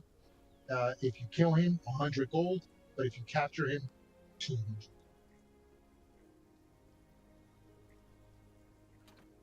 Didn't we have something of invisibility? Now remember, I have an optional rule for non-lethal damage. Remember, lethal damage cannot be done by ranged weapons unless you have a special ranged weapon. Okay, so that's like a boomerang, like something that's bludgeoning, like a blunt-tipped arrow, which that's custom made. If you don't have that, okay. But if you declare non-lethal damage, that is a disadvantage attack. So you have to declare that you are doing a non-lethal attack. That attack is at disadvantage. Okay? Because you're using like the blunt end, not trying to, kill them. It's probably, I've noticed a lot of players find it easier to sort of disarm a person or get up to so many low hit points and then tell them to surrender. Tends to work better, which it should, because that's how it would be in real life. Okay, so just be aware. Non-lethal damage is disadvantage. So if you see like if like the person's got 20 hit points and you take them to 0, and you say I'm using non-lethal damage, you have to declare that your attack is at disadvantage. Any confusion? Okay. Now, I'm not going to let anyone roll stealth checks because players always assume they're hidden. So we will not make stealth checks until you can be discovered. With that being said, where's everyone starting? I need you to. Is everyone just going to come up through the front? Okay. No one's climbing over the climb the wall. wall. You wanted to like get a sneak peek on the child. You're talking tall. That's why it's Yeah. So what? I'm sorry. What happened? Why is everybody down at the bottom and I'm Basically- up at the well? Basically, we're all coming in through this entrance. Yes. We were only moving around that place because we saw an upward view and had the schematics. Okay, so I should move back Yeah. here. Yes. Yeah. I could. If I'd been a good DM, I would have done this isometric style. It would have looked really cool. I should have done it. I've been. They have the new isometric maps, and I haven't been using them. I should be using them. I have. It's pretty cool. It's fun. You can't do as much cool stuff as you can here, but it's fun for like to figure out where you're at in a map. I'll do it next time. But there are farmers like all around there, right? No. This is the actual farm. The farmers are over 100 yards away from the farm. They're outside. Okay. Yes. I got Yeah, it. like 100 looking yards. up overhead. Yeah. Yes. Yeah. Think here. Hold on. Maybe I did a poor job of describing this. Hold on. Let me show you a picture. No, I mean I think I got it. I just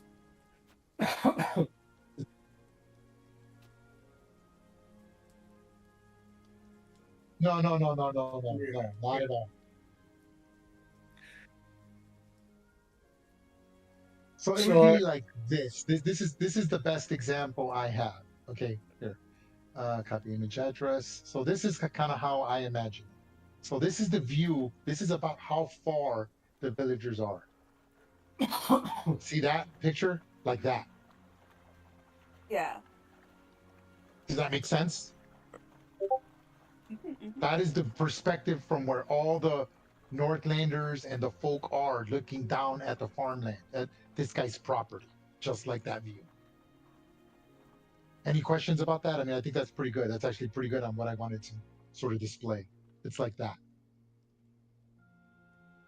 And you guys are moving stealthily from that position to wherever you want to start on this map. So I'll let you be right up on the wall without having to make any stealth checks. But you cannot be in the wall. It means you have to start here. So you can come up from here if you want to climb the wall, all that stuff, and then we will make stealth checks accordingly. Any questions? Now, we are going to roll initiative early because I want to have the initiative out of the way in case something happens, and I don't want to have to kind of deal with it. And it's also a way to keep order. Okay? So let me open up the initiative tracker. So I need everyone to please roll initiative.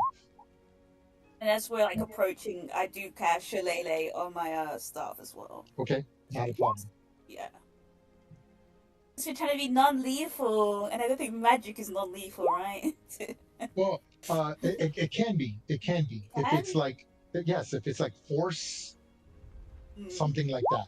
You can say, I will make a non-lethal attack by using force. Like fire, you cannot. Lightning, you cannot. Thunder, you cannot. Cold, you cannot. Force, you can, I would say. Psychic, I would say you can't, right? We'll use common sense. Does that make sense? All right. Right. So like if you have a psychic attack, you could be like, oh, I'm just trying to stun him with a psychic attack instead of hemorrhaging his brain to explode. Right. Yeah. So we'll take it by ear. I will come out with a specific rule and I'll post it later tonight.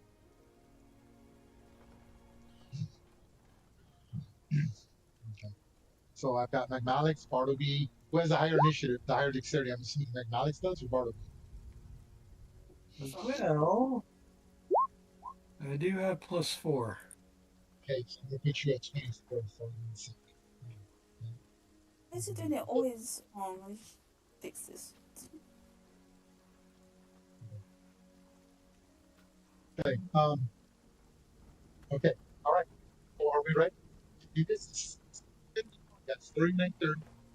It's going to take us since about an hour. We're good at about an hour. You guys can. Okay, hold on. Let me check this.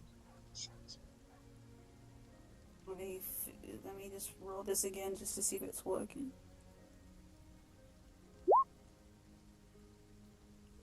There we go. It's fixed.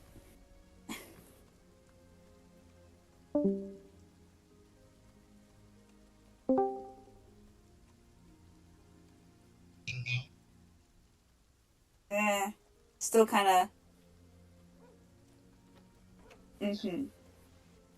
Muffins and like quiet as well.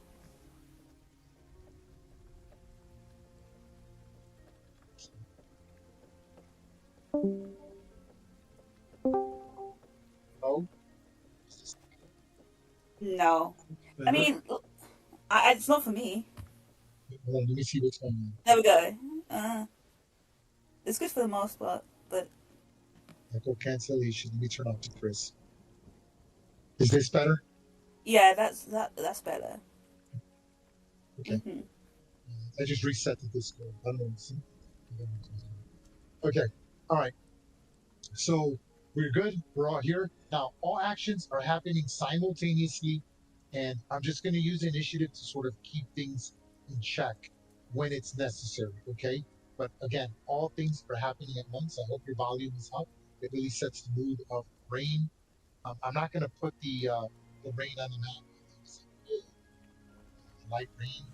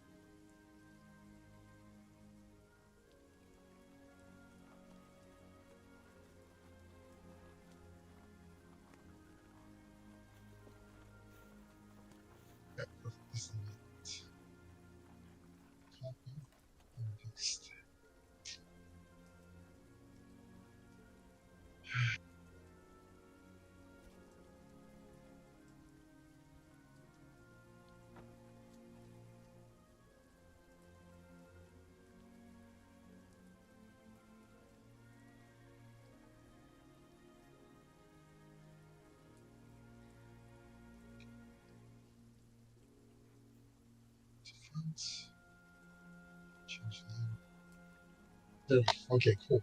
Now it looks cool. Now it's fitting with the rain, the special effects, and it's like rain. And are we ready to go? Okay, I'm gonna start off with the group I think that has the lowest chance of being detected, which is the bottom group. So this is Adil, Magmalix, and Gibbet. As you approach the entrance of the farmland, just one quick description again. There's low grass of the farmyard. It's worn to bare dirt. Several paths leading from the farmhouse to the pastures and the other outbuildings within his farmstead.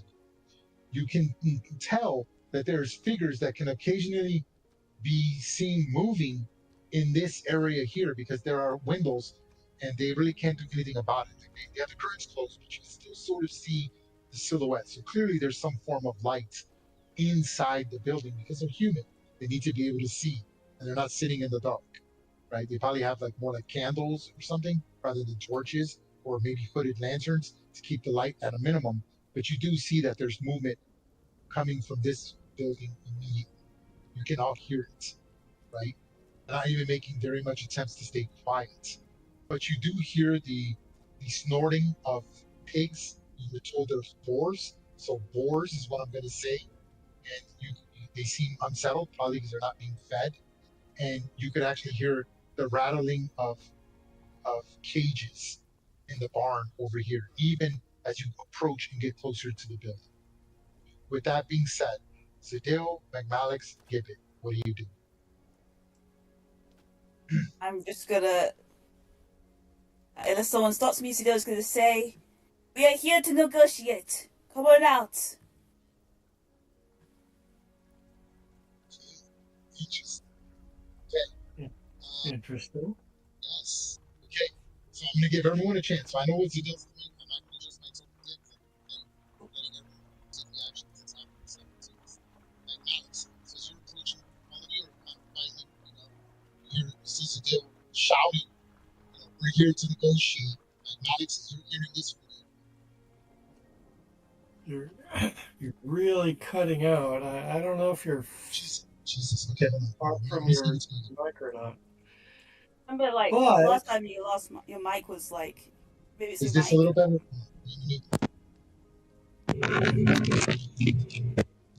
I'm gonna Hello? Is this a little better? that is a little better. Sounds fine. Okay, hold on. It might be the voice line. Let me see what's going on. Let me see what's Let's going on. see. I think.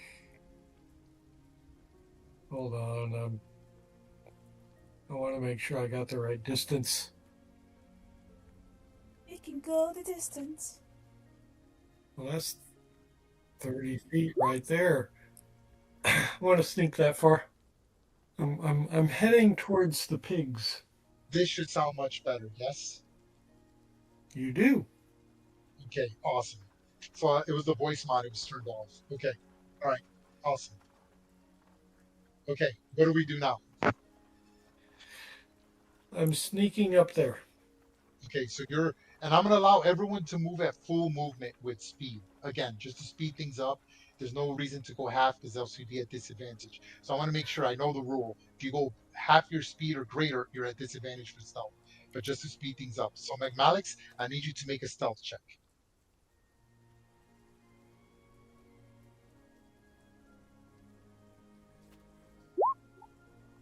You go. 17. I'm gonna put it in the blue dot for my reference because I need to know because I have different class perceptions. So in the blue dot, I'm gonna put 17. That's my reference for you. Okay. So you kind of push up and you come up to the well. When you come up to the well, um, it clearly it's a well. There is a large wooden pail that hangs from the well's free spinning crossbeam.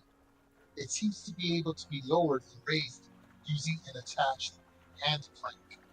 You notice that clearly Father Hundel must have been terrified that Christoph, his son, who tends to get his hands into things he shouldn't, might tumble down the well. Thus, he has secured several rungs on the shaft of the well so that it becomes rather easily to climb up or down the shaft. So there's like ladder rungs that are in the well because I guess in case his son fell or someone fell in there, they could just basically climb out of the well. You can also smell the chicken coop, although you do hear an occasional cluck that can be heard from one of the few hens roosting inside that he clearly couldn't, right? Because he had to get out of there quickly. He had to decide very quickly, get as many animals as he could in one shot. So clearly he didn't clear everything out of his farm. Anything else you want to do, Magnus? I'll let you. I'll let you token push to any. Right now, you're not making a sound. If you want to be hidden, I'll let you push up to like the edge of the well or the edge of the coop, or you can jump to the other side of the wooden 5-foot fence. It's up to you. In case someone comes out and you don't want them to see. So make that decision out. What are you gonna do? I'm sorry. Your voice is kind of weird. You said I can push up how far? To the well, the coop, or the wall. Yeah, well. Now that you mentioned the well, I'm kind of interested in the well, so I'll push up to there.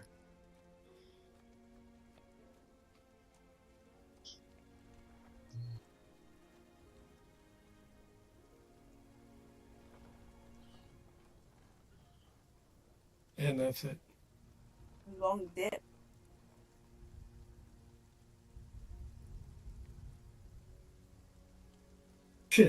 Well, I think I everything mean, sinks. I guess I could climb down. I guess sure. Yeah, I'll climb Yeah, down the well as far as I hide can. in the well. Yeah. pop out like a Okay. bot. Hopefully this is a little better. I don't know what else to do. Yeah, I can hear you. Okay. All right. Um, okay. So yeah. So you push to the edge of the well in case someone comes out of somewhere. You'd have a rough idea sort of what's going on. Now from there, I can see what you can see, and you can clearly see two bandits immediately. Okay. I'm gonna put them where you can see them. Mhm. So you see two bandits. These bands, you can see how they're equipped. In fact, I'm going to zoom in on everyone so everyone can truly see them.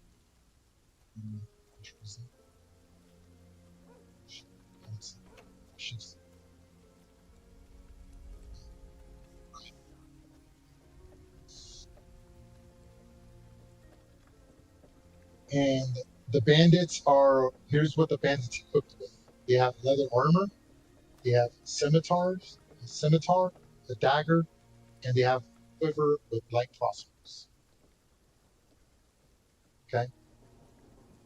Okay. And you see two of them, and they're sort of, as you move there, and you sort of like move into 17 stealth by the well, and you see them hearing Zadil. She's like, I'm here to negotiate, and it sort of catches your attention. And you see them looking. You can only see those two, but you can see that they're talking to other people in that. Okay. Give me. What do you do? If anybody understands common sign language, Nope. I am signing that back to the group. Okay. Give me. What do you do? Well, Cadillac understands.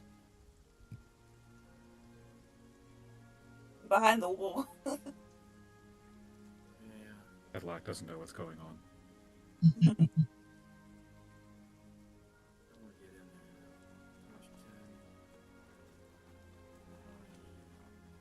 10, 20, 30. Moving right there.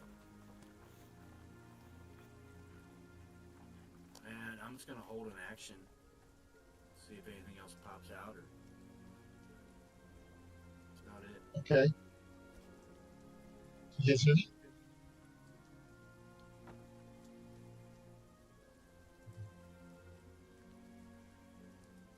What's the volume low?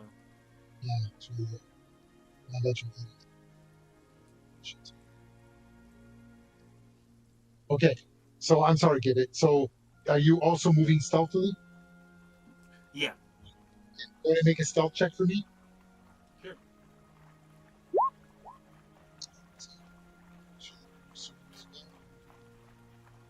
Okay, so you push up. Do you want to hide somewhere? If you want to hide, I'll let you push up next to Magmalix at the well, or you can go to the other side of the fence in that corner. Again, that's only a 5 foot wooden fence, which for you might as well be a real fence, but I'll allow it just for the simplicity's sake of like the initial push in. Yeah, you know what? I am gonna. Yeah, Yes? I want to go inside of that fence if I can.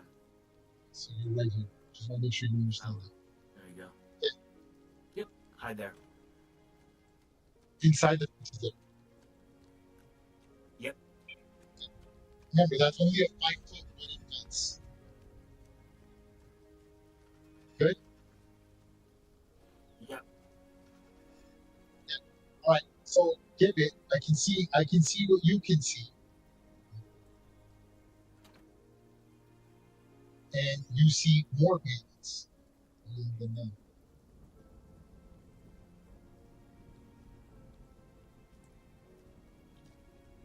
Okay. Sheesh. Yeah, all of me put the same thing. Leather armor, scimitar, 2 daggers, old quiver, and light crossbows. They're sort of like all sitting around the table, and they're all like discussing. And even then, you still see them talking to other people within the room in this general direction. Okay. All right. Now, hold on. Now let's go to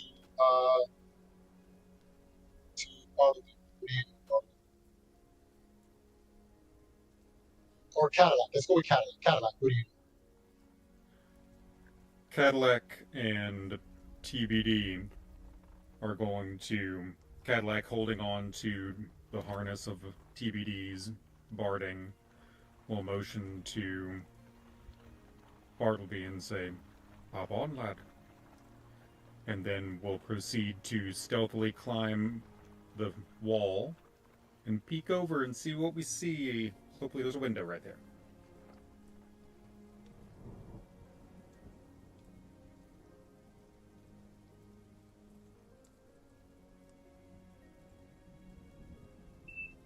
Unless you've been eating a lot of those sweet cakes, yes? Nah,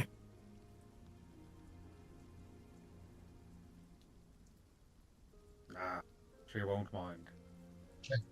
So Cadillac, your intention is to climb over the wall. Is that correct?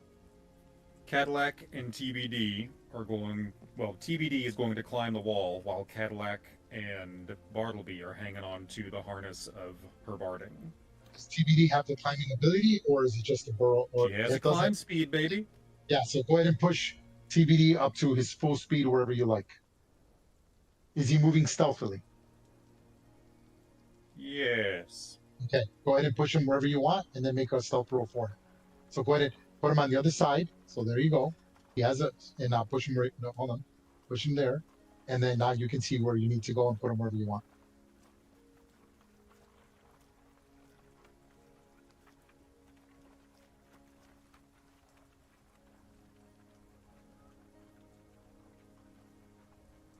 Sure.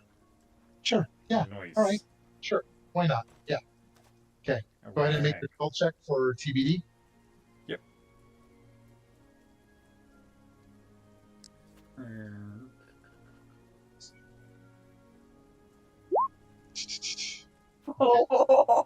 Okay. So Tip, Not he goes great. up there, and he's kind of heavy, and it's a poorly constructed stone, and some rubble falls. And Magmalics, Gibbet, you can see the bandits reacting, and then they look in this room, and you don't hear what they're saying, but they're definitely saying something to someone in this room. Okay, so I'm gonna put Bartleby, our TBD, on the other side. Then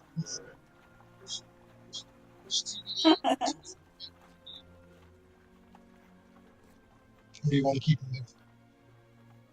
And would we be on the other side with her? Are you climbing over with her as well? The intention was for us to hang on to her. Oh, okay, got it. Okay, then I will actually get in. Okay, yes, I will put you on the other side. You only use 5 feet of movement. This is Bartleby's.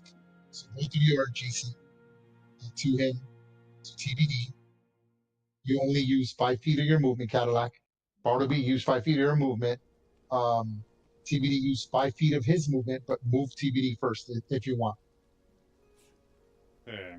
And then move yourself, and then if you're moving away from TBD.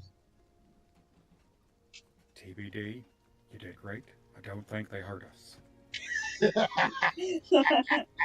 And then she will go there. Cadillac will remain where she is with her back against the wall, hand crossbow out, shield across her chest. And then look at Bartleby and say, "Quit going in." Okay, Cadillac, make your stealth check. Okay. With pleasure. Pleasure. This is One interesting. was This is cool. I like this. I like how you guys are doing this. Okay. Okay. Thought I did. Nope. Okay, there we go. Not Oh, bad. He's a 20 quiet use. little halfling. Okay, and push your movement anywhere you want from where you're at. Bartleby, what do you do? Okay, so Cadillac, when you're there, this time Cadillac is now sitting. Okay, so Cadillac, as you are passing underneath the window, you can sort of see the corner of it, right? And you see that there is a bandit, and there's a child. You don't see a child, but there's a bandit. He looks like he's looking for someone underneath the bed. Let me describe the room to you. Okay.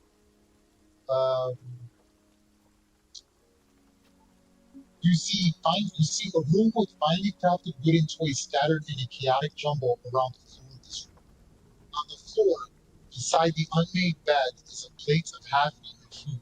Sitting on top of the bed is a young boy whose eyes light up as he notices you at the edge of the window, but the bandit has not. As you reach the edge of the window, he gets very excited, but does Finger his to best. lips. Finger to lips. And he gets excited when he sees you. And you notice the bandit's prone, like he's looking for something underneath the bed. But then he sits up, and of course, the child, Kristoff, immediately looks at the bandit, and the bandit tells him in common, "Where is that freaking thing? What the hell did you call it? August? Come here, August. August." And he's holding some food in his hand as he keeps saying, "August, come here, August." And he's pointing it towards the bed. And he's got his scimitar out. That's how frightened he is. And he has a scimitar in his right hand. And he's got holding a piece of morsel of food from the plate, like a chicken bone. And he's like, "Come here, August." And he's like really focused on the bed. Okay, Cadillac, you still have movement. That's where I will stop.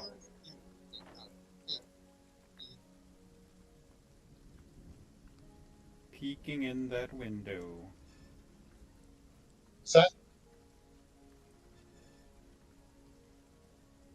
Bartleby, what are we doing? You. Yeah, what are you doing? Yes. Bartleby, Bartleby. go.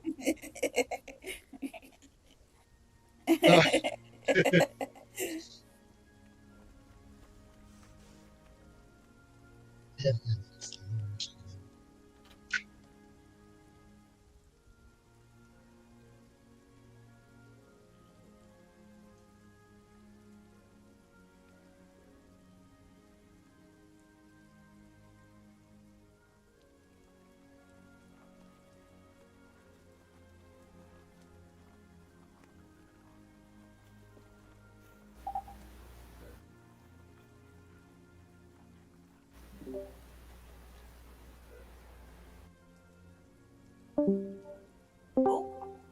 Okay, I heard something about color spray.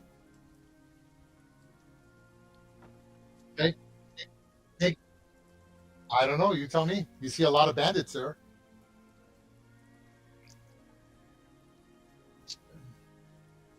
First, I need first I need you to make your stealth check. First things first. Here we go. Moment of truth. It looks like we might be going into initiative. Not bad. Okay.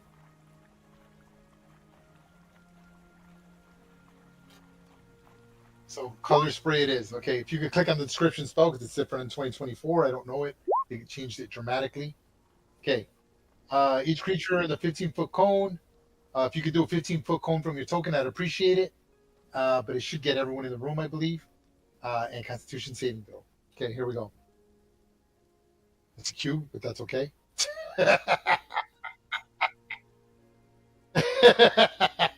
From your starting token. Yep, that's okay. So it gets the first three. So it'll get bandit 6, 3, and 2. Okay, so here goes for bandit. Here goes for bandit 3. His con check fails it. Bandit 6. What's the DC 14? Fails it, and bandit 2 succeeds. So 2 of the bandits are blinded. Okay, here it goes. I'm giving them the blinded condition. Blinded. Boom. Boom. Okay. Do they roll at the end of their turn? They make a saving throw. Okay. So from here, we're going right to initiative. Everyone took their action.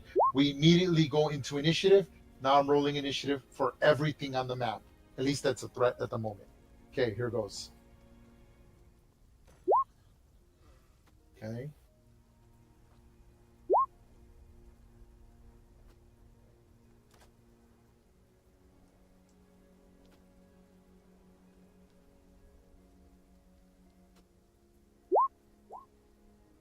Okay. Make sure everything's in order.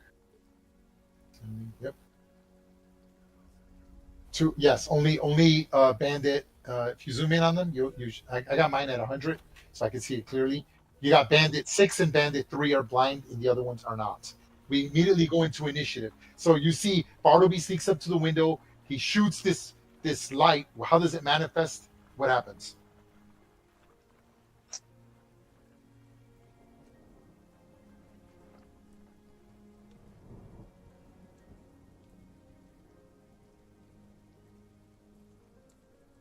And yep, and then they look, I imagine you sort of almost knock in the window. It gets their attention, and then boof, this lighting comes out, and two of them aren't able to close their eyes fast enough, and they're like, "Fuck, I'm fucking blind!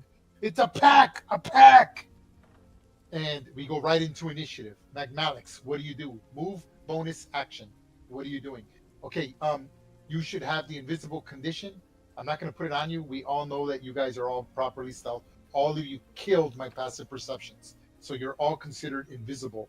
But now we're in combat, so if you want to stay in stealth, you can only move half of your speed. If you go past that, you have to roll another stealth check at disadvantage. What are you going to do, Magmalix? Really? Disadvantage. I don't care. I will come up here. It's 25. Are you moving stealthily or not? Yes. Okay, got it. So it's 25. I got 5 more. I'm going to go in the door. Okay, it's your interaction to open the door. Okay, here it goes. Moving the door.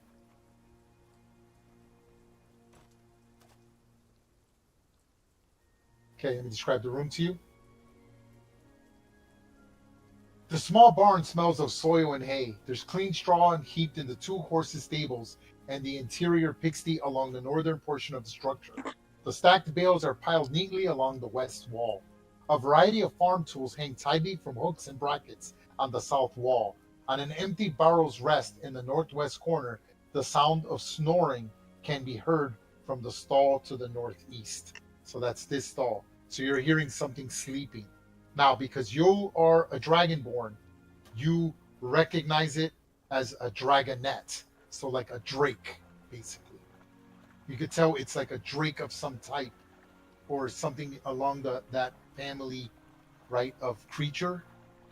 And they're asleep. So when you open the door and you step in, you're like, oh. And then you see the 2 barn doors. So there's another barn door here, another barn door here, another barn door here. But you hear snoring, draconic snoring coming from that direction. A lot of them, more than 2. So draconic, that would not be considered a beast, right? I cannot tell you that. More likely no, because drakes do understand. They are low intelligent creatures that speak, that do understand draconic, but they don't speak. If they have a higher intelligence, then they can actually speak it or adopt to the draconic language. So there's really no good answer. So with me being a dragonborn and a ranger, would I know if drakes can speak? If I can speak with drakes with speak with animals, the spell. You realize that the snoring you're hearing is almost humanoid, and you realize that whatever's there is in fact draconic. It is not a beast.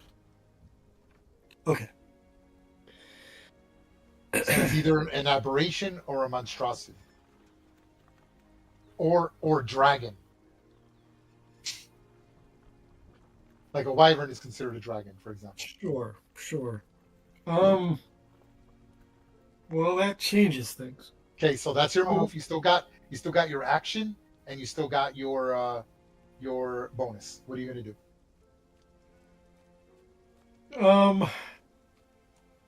I'm going to take my action to.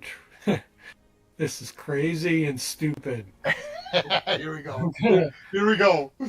Every time a player says that, it's going to be a good time. Yeah. What are we going to do? This is dumb because they don't speak Draconic. But I'm going to speak Draconic at the doors and say, the ones who feed you and care for you are in danger. do you rise up and defend them? I'm trying to convince them to attack the bandits. Okay, so you say this, and when you say this, you hear something waking up, and then you hear something walking, and you hear in the draconic language, "Let us out, brother." Holy And then crap! and then Is you that- hear noise. Then you hear noise from here, but it's not my initiative. But you hear shuffling of people. I did not expect that. Okay, you still got an action and a bonus. What are you gonna do? Um, well, I mean, I don't have any more movement, but I guess I can move up here. Uh-huh. Can I open it with the bonus action? I will allow it. Is that what you want to do? Yeah, I'll do that. Okay, when you approach the barn door, you realize that there is a taint of bright red paint plastered across it that was concealing a small lock. So you realize that there's a lock. It's a lock from your side. There's like an exposed lock by the barn door. Then I must try to open the lock, but I can't do that this turn, I don't think. Okay, are we done? Yeah. Okay, Bartleby. This is interesting. What are we doing, Bartleby?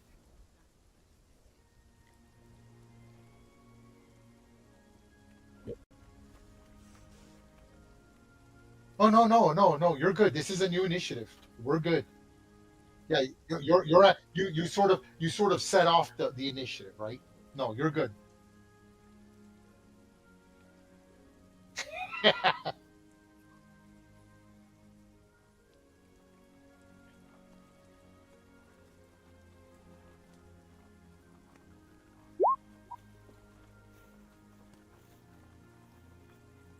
Okay, that's everyone in the cube. Okay, here goes.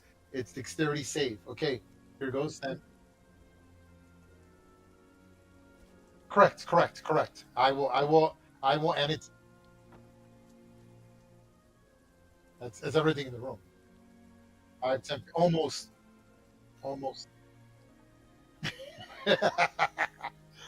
It's a four by. It should be a 4x4 square because it's only a cube. It's not radius. There you go. Yep. Okay, so here goes. This is for Bandit 3, which believe if he's blinded, automatically fails against attack rolls, automatically fail any ability check that requires sight. I'm going to give him disadvantage. So here we go. Bandit 3 will be at disadvantage. Here goes. Wow, succeeds. Bandit 6 at disadvantage. Fails it. So I'm going to put Fairy Fire. I'm going to put a little yellow. Light. Something Fairy Fire I can use. I'll use a little yellow dot to show that he's affected by Fairy Fire. Boom. Okay. Here goes Bandit 2. Normal dex save. Makes it. Bandit 4. Makes it. And Bandit 1. Fails it. He's also Fairy Fire. Okay. There is one other one. Can you affect things within range or outlined in blue, right, yellow, each creature in the cube? Yep, it doesn't require anything. So here goes for Bandit 5. Bandit 5, stand by. Fails it, and he's also Fairy Fired. So Cadillac, the bandit that's in the kids' room begins to glow. I'm assuming what color? What, yellow? You can make it what, yellow? Blue, green, or violet? What color did you choose? I guess I should have chosen that color, but violet, blue, or green? What color? Violet. Okay, I'll give him the actual violet color then. Hold on, I'll give him all the violet color. Hold on, because I'm picky like that. Here we go. As soon as he starts glowing, Cadillac just shakes her head and says, "Guess we're popping off then."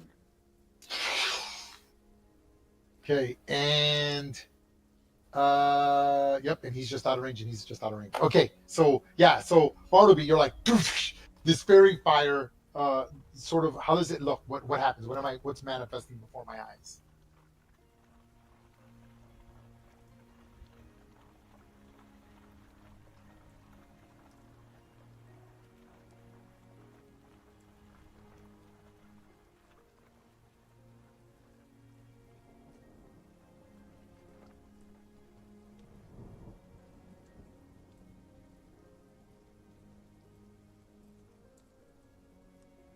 Okay.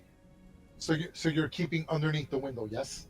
Where they cannot target you unless they move up to the window or something like that, right? Okay. And then you're good. Anything else for your bonus in your move? Okay. Got it. Okay. All right. Okay. Now, because I didn't forget about your action, Zadil. So Zadil, you had yelled out, "We're here to negotiate," but Bartleby sort of ruined that by Yeah. that's sort of an attack, right? And they're freaking out now. They're shouting inside the room. Okay, you hear someone clearly in charge, right? And he yells out, he goes, "Be ready! They're coming about. Keep eyes upon the windows." And you see right here, Cadillac, the shutters to that window close. I wanted to drill them out. Okay, so I'm going to put a solid thing now because you cannot see in there. Well, no, I'm not even gonna mess with it. It's not important. Okay, and he says this, and before he closes the shutters, he sticks his head through there to see if he can see anything. Okay, now there's nowhere for you to hide, so I'm gonna say that for him to spot you, it'd be relatively easier than the roll you had made. Okay, which was a 20, because there's nowhere for you to hide. You're moving silently, but there's nowhere for you to hide. So here goes. Even if I press my lithe self up against the wall and think real fit, skinny thoughts. That's why it should be automatically by rules, but I'm going to be fair and I'm going to sort of give him advantage with this ability. Okay, so stand by. I still need to defeat a 20 with advantage. Standing by. Okay. Sucking in as much as possible. Okay, here goes. With advantage. And it is raining. Oh my god. Yeah, so baby. he just right. So Skinny instead of thought. doing like a deep look, he does like a turkey peek. And trust me, I've done military turkey peeks, and there's people that you will not see sometimes. So he's cautious. He's like afraid someone's gonna decapitate him, right? Like, oh, there's probably a big barbarian with a great axe outside the window. So he just does kind of quick turkey peek. It's dark, it's raining, and he doesn't see you, but he closes the shutter. So he doesn't say anything, and then he comes out, and I'm gonna open this door. I'm gonna push it out of the way, and he pushes. Did we lose someone? Oh, and he pushes out.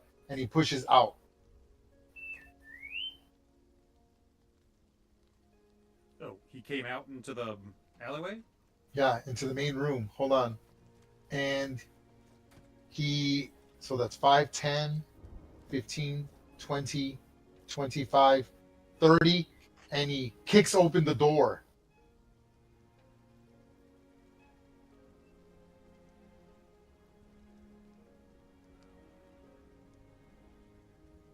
Doof! He kicks open the door and he comes out. Uses his action to dash. Actually, no. Yeah, he'll dash. So he kicks open the door, and then he goes over here, uses his bonus action to close the window. The shutter of the window from the inside.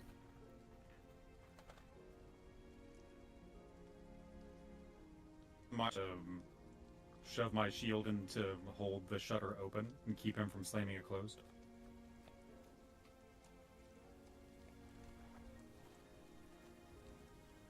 Is that window he's at? Is Nope, my window? Nope, I'm sorry. it's not here. Bartleby's. Sorry. No, you're good. And then he moves back here. Okay, that ends the bandit captain's turn. Cadillac. You see the bandit's glowing. He hears the captain, and you can see the bandit's making a move to close the window, but you go first in initiative. What are you going to do? So he doesn't know you're there, right? You're underneath the window. Right. You're like, oh shit. And he's like, you could tell, you could hear him, and he's like shifting towards the window. And the kid knows I'm here. Yep. So. Okay. And I did see him get outlined in purple glow. Okay. Cadillac's Okay. gonna pop up.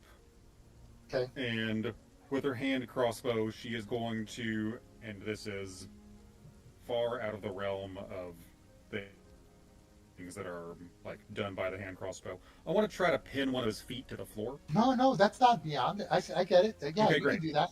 Yeah. Okay, yeah. great. Okay. That's So what I'm she gonna wants say to do. this attack would be at disadvantage, but because you're ambushing, it's an even roll. Bro, you're not the Okay, first character great. to try to pin clothes and stuff. Go ahead. Love it. Okay. Let me get to my bow. Pew. That's cool. Okay, so I'm gonna Yeah, count baby. him. I'm gonna count him as grappled by the bolt, which of course he can automatically remove by spending an action, right? So I'm gonna give him the grappled condition to that wall right there.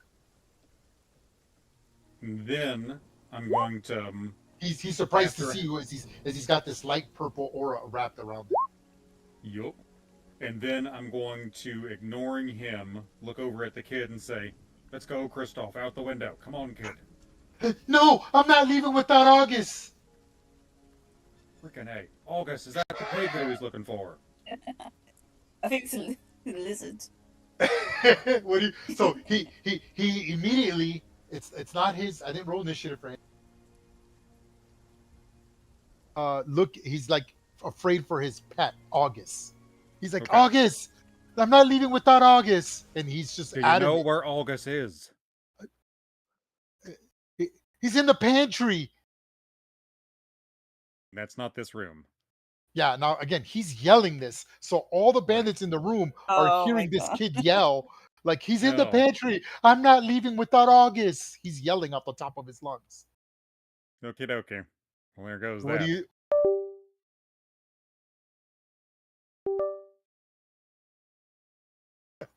Bonus. Her eyes will pulse with blue silvery light. TBD's eyes will pulse with blue silvery light. Ooh, okay. And then she will come brum, brum, brum, brum, brum, and then dive through the window. Okay. Smash. Yep. Get me in that room. Okay. Let TBD in. Oh, she can't get in. She wants to be right here. Go ahead. No, you can now. Can't you? Hey, there she goes. Great. Okay. Immediately upon then- that, I will take a readied action. Stand by. Okay. You see something from underneath the bed attack TBD. What? Otters. Hold on, I gotta put him in the right leg. Boom. What exactly is TBD? A Oh, I'm giant so sorry. badger. TBD is a fabulous giant badger. And she has some leather plating on, some barding, and hanging from her neck is a cracked drift globe. You see the bed completely flips upward. The child goes flying backwards, and you see this stand.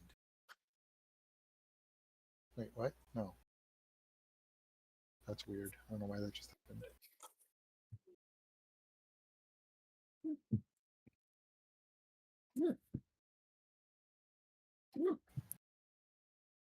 So Cadillac will yell out, "Is that freaking August? Is that what you call August on your And pet?" the kid flying back, he's not even paying attention to you because the kid just hit the wall. He hit his head against the wall. The bed mattress, it's not a mattress, it's like probably a straw, like sheet, right? Like a sheet filled with straw and stuff.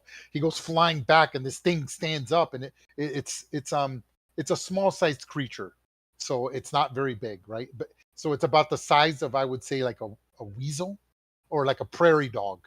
So it stands up like a prairie dog, and it Okay. immediately sees TBD and it attacks. It's going to actually no, it's going to do a gritty breath, and it's going to shoot a mist of cloud at TBD. And the bandit. I was going to say, does that hit the bandit too? Yep. In a 15-foot cone, each creature in the area must succeed a DC 12 con check or be blinded for 1 minute. A creature can make a repeated saving throw at the end of each of its turns. The bandit will roll at disadvantage and succeeds. And you TBD turns succeed her with a shoulder 17. So this thing just and breeds. turns her face away. Yeah, it just in time. It's this foul smell. It's almost like a skunk, and it gets all over TBD. But he's able to avoid it. That's my. Oh, now that's we're going my to have ready. to give you a tomato juice bath when we get back, That's baby. that's my ready to action. TBD continues with his action. What do you want TBD to do? Well, let me put a child token on here, because I don't have a child token. Let me put a child token. and you say the While child you're is now unconscious? No, he's just Okay. caught in the end. Yeah. Right. Well, Cadillac is going to yell out once again, "Is this freaking August?" No, August is in the August is in the pantry. Okay. Then TBD will, I guess, attack the. The bandit's grappled for now, so she will attack the dragonette. Okay, go ahead. Her claws, her fabulous, fabulous nails. Love What do you got? that. Oof. Okay. 19 for 13. The target. Yep. Okay. So 13. So 19 damage. Yes. Mm, Did you I didn't at move least 20 feet you didn't move straight 20 feet? toward So the target. 13 damage. 13 damage. See. You critically. You put my creature on death's door. So TBD just does a foul slashing attack. And the creature yells out in, you identify it as the Draconic language, but unless you speak Draconic, you can't understand it. But I do but not. but TBD understands it. Okay. This is why.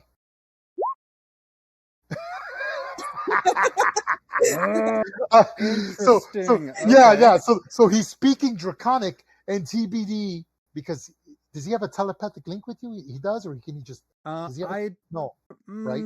I mean, It's I can yeah. tell her what to do. I can Yes. communicate So, ideas yes, to her, but I don't think ideas. she can communicate back to me. It's so not a well. familiar. Not Correct. yet, anyways. So TBD says it doesn't want to kill the creature.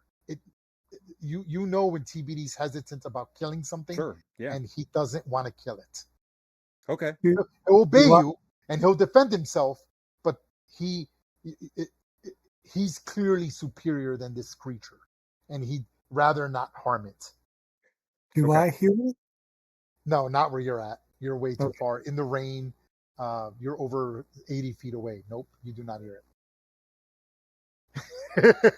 Anything else, Cadillac? Well then, that is all my everything for now. We got a freaking tiny man lizard over here, Bartleby. Small. Okay, Bandit 1, who has got the fairy fire, is freaked out, and he will push up here.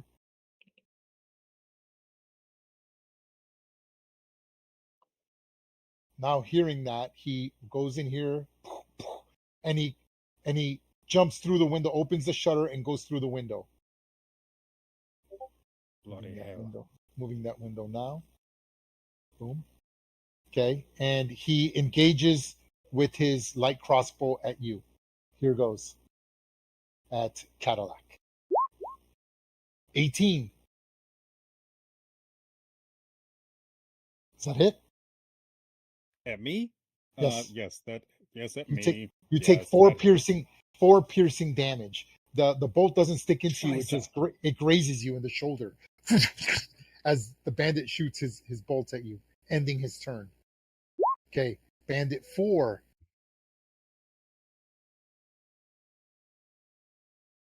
Opens the shutters here and comes through this and comes out on the other side. Come on, I'm going to remove that window. Okay, and he doesn't see anybody at all, except for Zadil, and he will fire a bolt at Zadil from here. He goes to the corner. This is the crossbow bolts as Zadil. 16? Hits. 7 piercing damage. A grazing shot. Again, right? It would have stuck you, but it just sort of hits your shoulder. It's a good gash, but at least the bolt didn't stick, ending his turn. Bandit 6 is blind and fairy fired. He's like, F this. He just pushes back to the wall.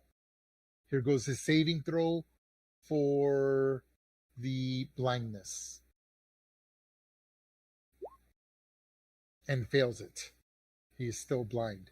The fairy fire has a full duration, correct? There's no saving throw per turn.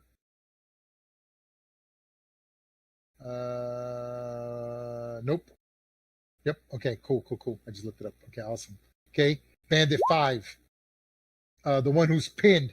He sees TBD. He literally opens the door that he's pinned to, and he swings out. Spends his action. Does TBD wish to take an attack of opportunity on the bandit? Absolutely. Now that she knows that she does not want to eat the tiny lizard, Okay. she will instead try to maul the bandit. You have advantage because he is grappled. Great. Pinned to the... So he's in such a panic, he doesn't actually remove the arrow first, right? He opens the door and he's pinned to the door. As the door opens, he's swinging, and TBD's like, oh, I feel so bad for you. 14, killing the bandit. Oops. And TBD just like grabs the leg that he's trying to pull that is trapped and just reels him back in, and then proceeds to maul him in a exceptionally yeah. So the guy never even got fashion. to pull the arrow. As the door's swinging out, TBD just grabs him, claws him, drags him, rips him off the pinned door, and just starts chewing onto him and raking him, killing him, removing him from the initiative. Bandit 3 is also blind. He freaks out and he's like, and he puts his he freaks out. He's like, I can't see anything, and he like stumbles back here. I think this makes more sense. Yeah, no, yeah, boom, there, and here goes his saving throw, and he is still blinded. Bandit 2 realizes what's going on, and he decides to engage with his scimitar. He comes out here, and then he sees Zadil, and he's like, oh, crap. And he positions himself there. Here goes an attack at Bartleby with his scimitar. And with the walloping one, he comes out, and he's expected to see a full-size human, and he just swings wildly over your head and scrapes across the wall. And he's like, what the hell? Zadil, your turn. What are you doing? Well, this turned out great. She's going to move up. Hold on. Okay. She's going to move over here so she can see inside a little bit. I only see 2 of them. Okay. Just so you know, to describe this room here, because you're like the closest, just in case it matters, you see that the gate to this paddock, this horse paddock, is open. There are mounds of soil that mar the pasture, indicating the presence of something small, creatures burrowing downward. Okay, this kid's farm is full of some exotic creatures. I'm going to hold up. Let's see how far this guy is. 35. Okay. I think Bartleby is good. He's probably fine. I'm gonna try and chromatic orb bandit free. Ooh, right from there. That's okay. Unfortunately, the table does give him cover, but you have advantage because advantage, yeah. So his armor class is improved by 2. So he is now currently 14 armor class, as they're only 12 armor class because they're only wearing leather armor. I'll do it in the first level, but can I ask you, Ray, if I do thunder damage, can I try and say that I'm using it just to blow him back and not trying to kill him? If you're using what kind of damage? Thunder. It's up to you. Okay. Sure. Yeah, because thunder is sonic attacks. Okay, Yeah. sure. I will allow it. Yes. Cool, Lightning, no. thunder, I will. Yes. Yeah. Okay. So it'll be a normal roll, wouldn't it? If I'm trying to Yes. just blow him Correct. back, not kill him. Yes. Non-lethal damage. Got it. Non-lethal. Look at you. Look at you being a saint. So I'm proud. being so good. Why is Go it doing ahead. 3D? I think I did the wrong one. Hold on. There we go. Let's give me trouble. 3d8s. Let's roll. Okay. You definitely hit. And Don't- you knock only don't- and you doubles knock as him well. you knock him unconscious. I'm putting Nice. the X on him. Or no, I'm gonna put the unconscious marker on him. Better yet. Amazing, because I roll double 4s, I get to a target bandit 6 as well. I'm Yep. gonna do the same I see thing. that. Yeah, I'm gonna do the same thing. It's like, yeah, I'm sure everyone is just, trying to take them out, not killing them or mauling them with their badge or anything. So PBD does what she wants. really do what, but nat 20?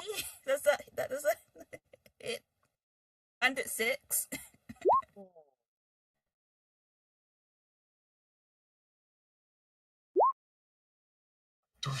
Okay, and Bandit 6, the one that's also at advantage. Is this non-lethal damage as well? This is non-lethal. This is straight because he is Okay, fairy fire, yep. and I roll And a nat 20. Jesus, yeah, he actually goes flying through the window and hits the wall unconscious. He's gonna have a few bruises, but yeah, you take him out as well. Amazing. Yeah, good job. That was awesome. Okay, let me remove that How much? window. I think I only moved 20 feet. I'm gonna try and risk it and just jump over to this. Oh well, if I can jump, is this fence can be jumped over or? Yes, it's only 5 foot high. A I don't know. a DC 12 check will make that. That's Okay, now. So hold on. There's 2 ways you can do this. You can jump it normally for normal movement, DC 12, or you can just automatically climb it and count it as difficult terrain. Your choice. I'll do difficult terrain. I'm not agile, monk. So it counts as 10 feet to the next square. That's fine. If you can move it for me, I think it's blocked. Oh yeah, sorry about that. Boom. There you go. Okay, cool. Yeah, so I'm just hiding in there. It's like I pop those 2 guys and I'm inside the fence, trying to get some cover. Okay, pretty cool. That's pretty badass. Okay, that's cool. Anything else to do? Okay, Vidil, no. I need you to make a perception check. Oh yeah, with my -8 to perception. Oh, what do I see? Oh hey, 14. That's great for Vidil. She's oblivious, huh? Yeah. Okay, hold on. I'm looking for it now. Give me a second. Figure out where this week. You know what? I'm not even. Everything is generating so slow, so I'm just gonna do holes here. Give me 1 second.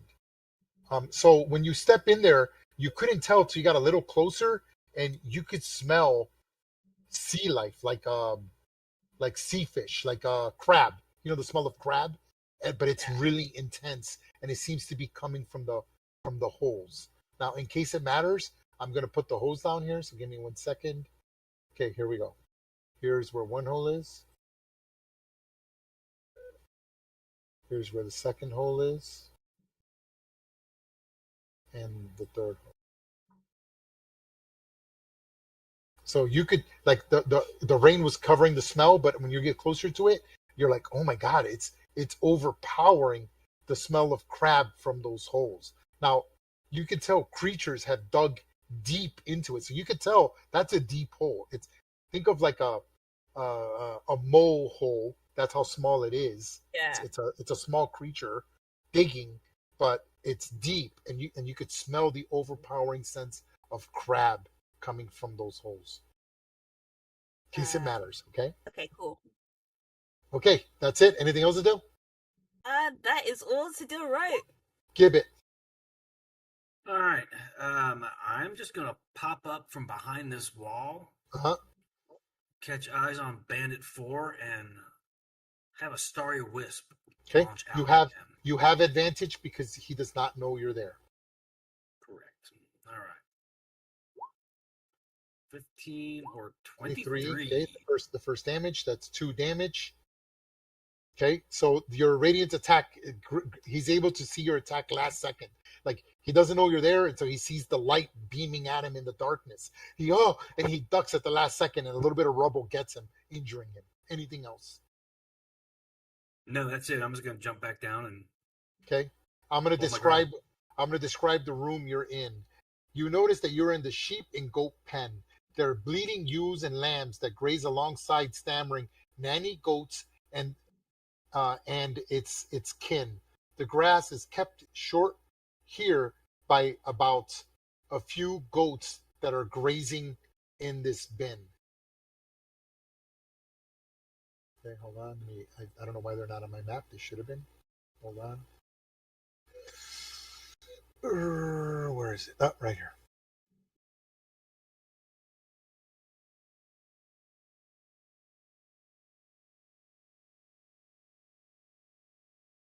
All right. Can you give me 1 second? Hold on. Some goats. Oh, the goats, Gibbs. They're sort of frightened of you, but you. In case it matters, hold on. Placement. Enumerate tokens. Okay, there we go. So those are just a bunch of goats that are in there. You're like, what the? Like, it's just weird to you, but yeah. And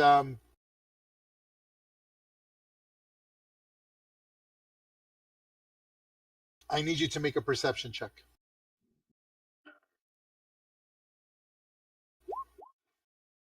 Yep. I'm oblivious. Yeah. Okay. The only thing you notice is that the goats are you thought the goats are scared of you, but in fact they seem to be attracted by something, and you could smell the sound. You could smell crab. It's like an overwhelming smell of crab, and it seems like the goats are sort of surrounding that smell. Okay. You don't see anything because it's dark, it's raining, and the goats are kind of covering everything, right? Like this. But yeah, you're just like, that's weird. Why is there like a crab smell? But that's what it is. Anything else, give it. No, that'll be all for me. Okay, top of the turn, Magmalix. Oh, wait, no, I'm sorry. I missed two initiatives.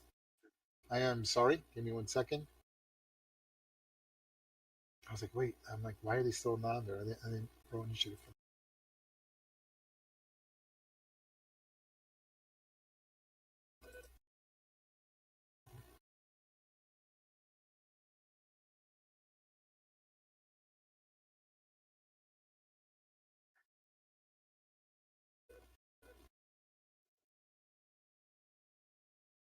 1 second, hold on.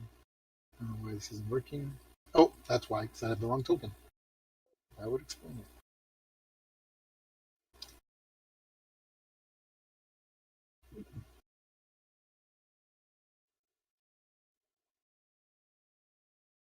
Okay, hold on. Because I didn't roll initiative, I'm going to automatically give them the lowest initiative on the board because DM's failure should never be rewarded. All right, at turn. So this will be 3. And this will be 2.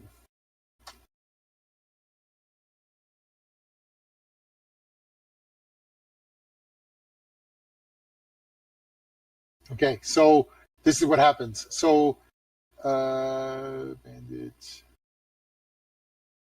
9. Okay, so Magmalix, you see this door opens right there. The barn door opens.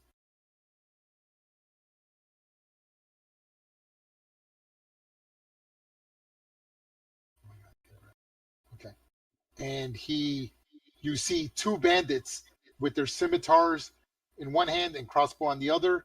And number 9 opens it, sees you, and he decides to engage you with his scimitar right there. Here goes his attack. Natural 20. Hits you for 6 slashing damage. Do you hear me, Magmax? Hello? Zoik, Scoob. Is he AFK? Can you hear me? Hey, Mags. Does he know he's muted? Let me text him. That he does push to talk, so maybe Yeah. he's. I just sent him a text. Hey Mags, can you hear us? Okay, hold on. Well, we'll come back to him, I guess. Okay, and then the other bandit comes out and engages him as well, and slashes with his scimitar, and misses.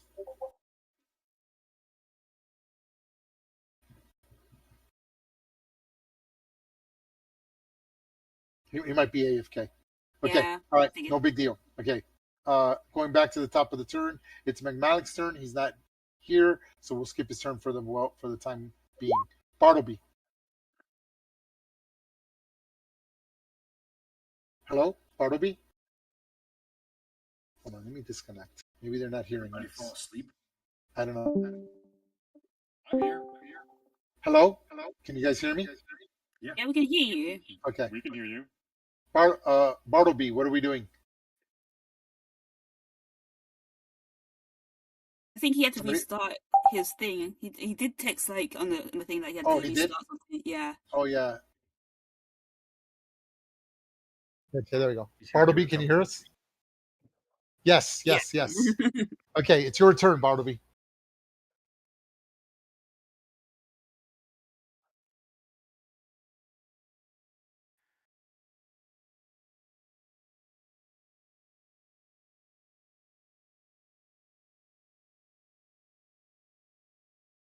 Okay. That would be more of an intimidation, unfortunately, the way you said it. So that's an intimidation. I'll let you change it if you want to be a little more persuasive than intimidating.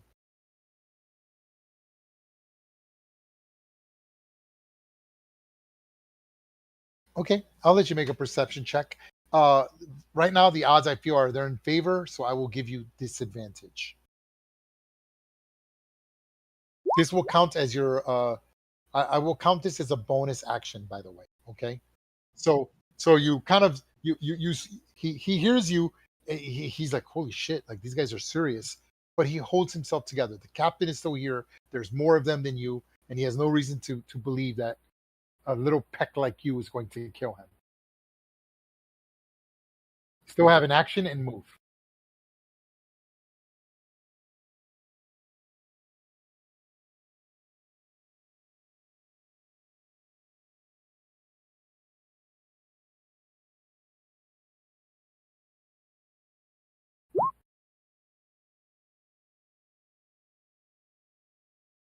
Ooh, okay.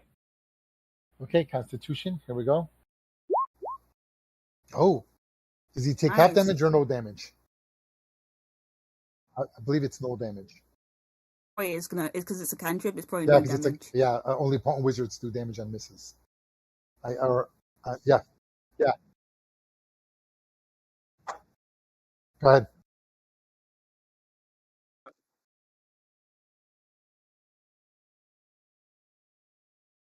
Oh yeah, yes, all of it, all of it, all of it. So hold on. Yep, let me adjust things accordingly. Let me pull the window out. Window's gone, and the door's already gone. So the thing, the door was already open, and the window shatters like the shutter opens wide on you as the bandit's able to close his ears just in the nick of time. Cover his ears. Anything else, Bartleby? You still have a move action if you want to take it.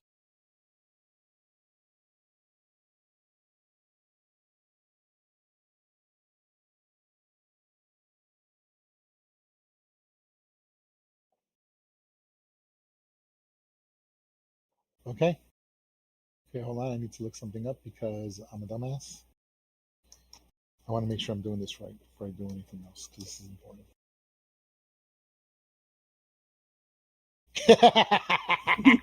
I know. Don't you hate it when things don't work out the way you want? 30, you can't. But Cece, they're like holding her ears. It's like, oh, damn.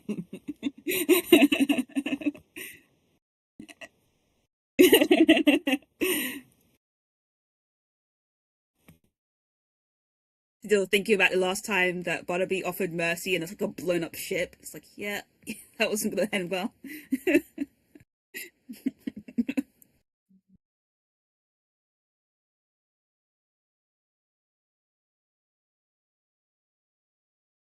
Okay. So, okay, my turn. Okay. Wow, this is crazy. Okay. So, Bartleby, you done? You're going to stay there. Okay. Yep. McMalix, are you back? Okay. Nope. I guess I don't know. I hope maybe. I don't, he didn't sound tired to me. He rarely ever goes to sleep like that. In fact, I don't think he ever has. He might be AFK unless. Oh, I hear. I saw a little green. I saw a green on his. McMalix, you there? He might be trying to figure it out. Okay, we'll come back to Yeah. him. Okay. It's a good thing he's sort of like on his own side over there. Okay. The bandit captain comes to the edge. He kind of goes here. And while he's there, you see this the bandit captain has 4 daggers. Let me make sure. Hold on. He has 4 daggers, a scimitar, and he's got like a quiver, right, of javelins. He grabs a javelin, and when he gets it, you just see him go, Karatu! And the javelin turns into a bolt of lightning. Oh my god. And you see he's only got 2 javelins. And he throws the first javelin at Bartleby and Zadil, and he attacks with the javelin of lightning. Oh my gosh. Okay. The javelin of lightning, when it is hurled, you speak a command word. It transforms into a bolt of lightning, forming a line 5 feet wide that extends out to a target within 120 feet. Each creature in line, excluding you and the target, must make a dexterity saving throw DC 13 or take 46 lightning damage.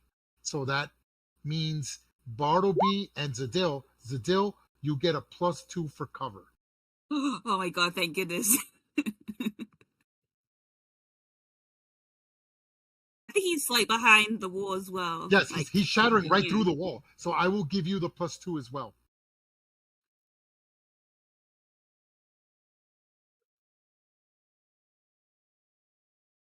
Oh, wait, hold on. I'm sorry. It is a dexterity saving throw. Cover applies to dexterity saving throws. Because of your size and because you're behind complete cover, I will give you the maximum, which is +5. So your dexterity saving throw +5. Chinese for the win. Nice. Okay, you guys take half damage of 46.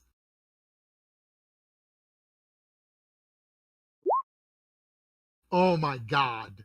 That You is roll horrible. so bad. Wow. Oh my god. So both of you only take 4 points of damage. As he shatters, that whole piece of wall is completely broken down. I can actually remove that piece of wall. And it's gone. Oh my god.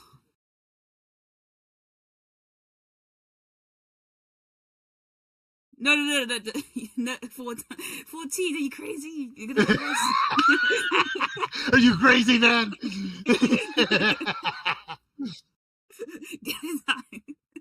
Okay, I'm gonna. Yep. So you just see. So that cover in front of you, I'm gonna put it in red because I don't want to alter my lighting. So I'm just gonna put a red pen line showing that there is. So a red pen line means that there's no cover there.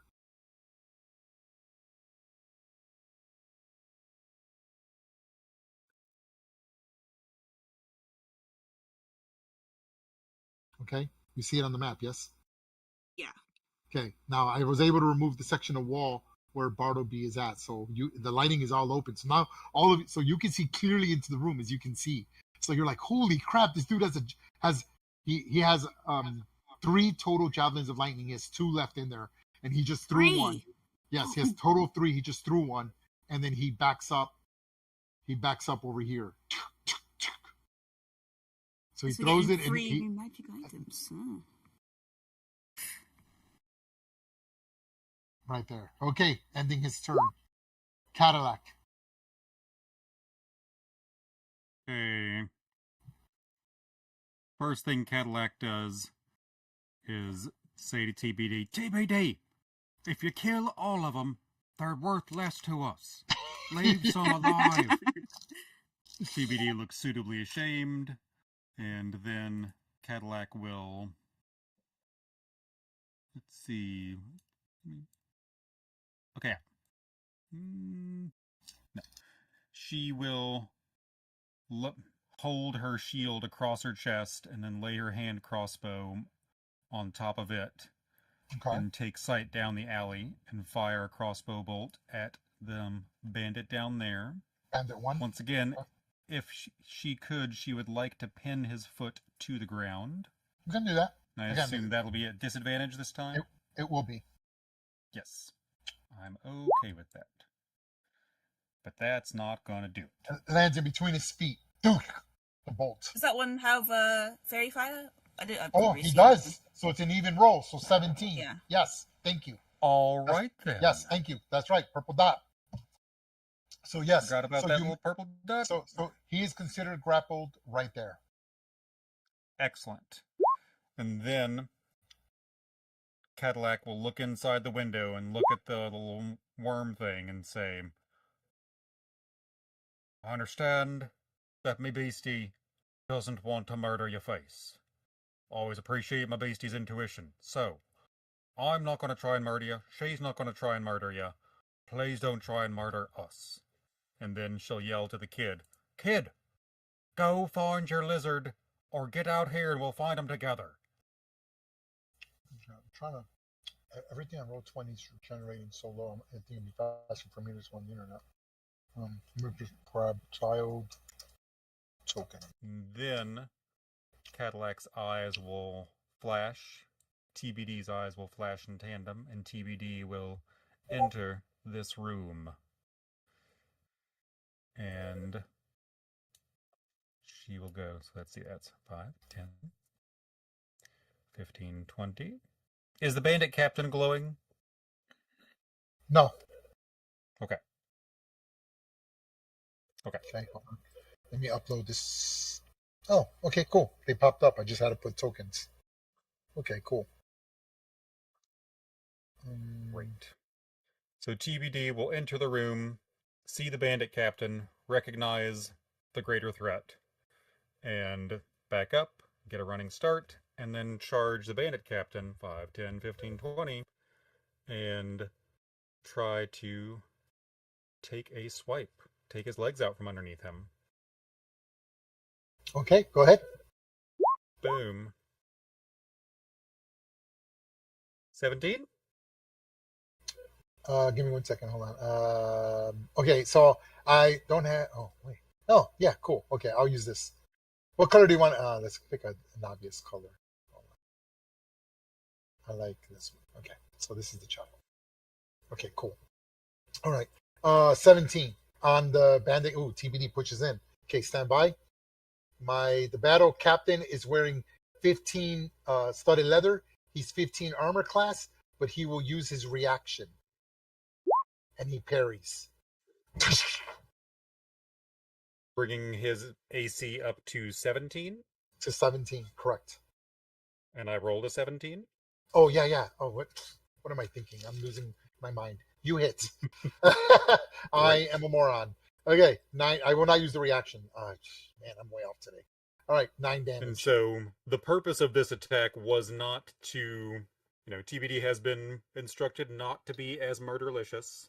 Mm-hmm. So she is trying to temper herself a little bit, but she will try and take out his Achilles heel and do 15 damage that way. Okay. So we cannot get too detailed. So let me just explain this. So when you say non-lethal damage, it isn't like second edition where it's temporary hit points. You can injure him normally, and then it's only the last hit points which matter. Does that make sense? Yep.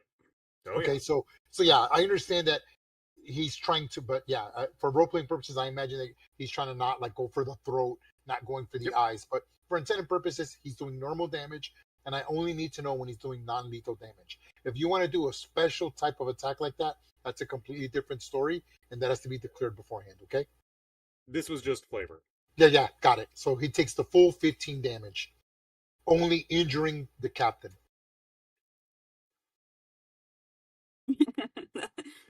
Go for the eyes, boo. Okay, anything else? Again, he's only injured. Anything else? That is all, my friend. Okay. Magmalix, you back? He might be asleep. Here, let me try. I'm going to try to call him real quick. Maybe I can wake him up.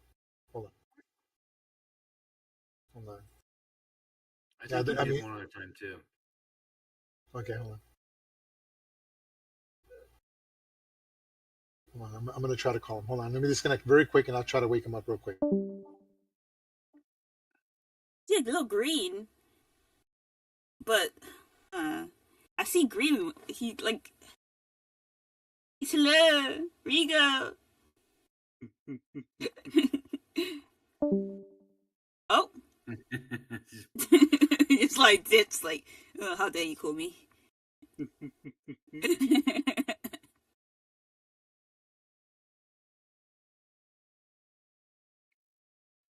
Let's see. See, I remember playing EverQuest all those years ago. We'd be on a late raid and be on there for 5-6 hours and wake up and your character's dead, naked, no gear. You look back at your group chat and it's like, hey, wake up, hey, we can't stay here. And everyone's like, we gotta go. Sorry, guys. So what was it like? Drakes in this place? Because if it's a Drake, I would like a They're Drake. talking. I don't know. I want a mount. Okay. I tried calling him. I let it ring until it just stopped ringing. So either, yeah, he's probably passed out. Okay. All right, Cadillac. What do you are you done with your turn? I am finished, sir. Okay. Bandit 1. Bandit 1 is pinned there. He's not too concerned with it, and he will still fire at you with his crossbow. So he just loads his crossbow. He realizes he's pinned, but he's gonna fire the shot at you anyway. Here goes his attack. And misses, probably because he's partially pinned to the ground. Okay. And he cannot spend an action because it's an action to escape the grapple. So he's pretty much screwed there. Okay. Bandit 4 sees Gibbon and them taking a shot. And so he withdraws his scimitar and runs over.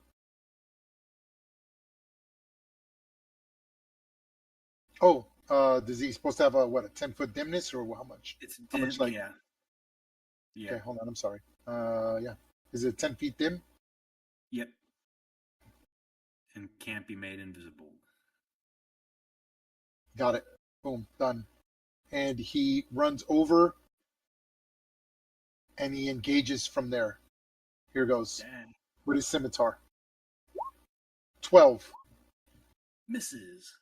And he sucks. Ending his turn. Yes, he did. Bandit 6 is removed from the initiative. Bandit 3 is removed from the initiative. Bandit 2, he's there and he will attack with his scimitar. 16 on Bartleby. You take 2 slashing damage.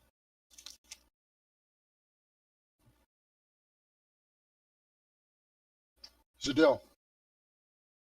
Oh, I asked Wallaby, do you need any help there?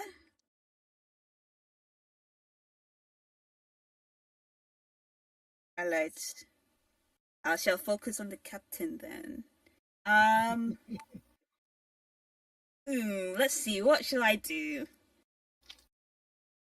45 feet away. TBD does some decent damage and Alright, here's what I'm gonna do. I'm going to do some fun things. I'm gonna do my innate sorcery. Because this guy doesn't have anything on him, so let me get the advantage. Mm-hmm.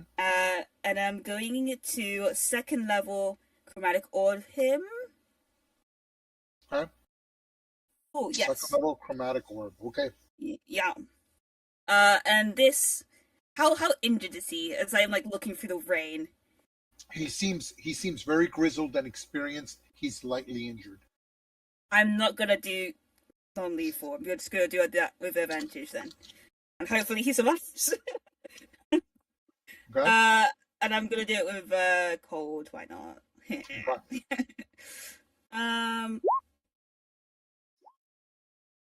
24 to hit and 23 damage. So not the nobles. Well, 2nd level. Good damage. Popsicle. Hey, Mhm. That bloodies him. How does the orb come? I mean, that is a direct hit. Give me a good description. So you see, like, Sidil, as I said, crow. Oh my god, Sidil has her staff out, and she just like waves it around and gathers the rain that's surrounding them, and gathers it into this like giant, like massive water ball, and then like she like clicks her finger, and that water ball freezes, and then she just like chucks it towards the bandit captain, missing TBD of course, and then hitting him square with just like a bunch of ice in his face. Okay, cool. So you like the thing hits him, and he's like, he screams as like it freezes the most of his shoulder, his arm, probably almost making him drop. He's barely grasping onto his scimitar. Anything else to do? Let's see. I have no cover there. Oh god, I don't want to move closer to the crab creatures. uh, oh wow. You know what? I'm sure they're fine. I'm just gonna try and just sneak on by and just like hopefully don't disturb them as I move over to this area here. When you get closer, now that you're adjacent to the hole, you can see that it goes quite deep, but you can see there's a cavern down there. Ooh. Oh wait. Let me see if there's a specific description. Getting closer to the hole, you now identified the strong smell of ammonia. You can actually see piles of unidentifiable organic matter moldering next to stalks of gray fungus. You can notice a dead dragonette laying on top of piles. So the shovel is this one. So you see this, the picture I had showed earlier. Mm-hmm. Give me 1 second. You see this dead down there. And it's about a 40-foot drop. And it's just a strong and a very strong sense of ammonia.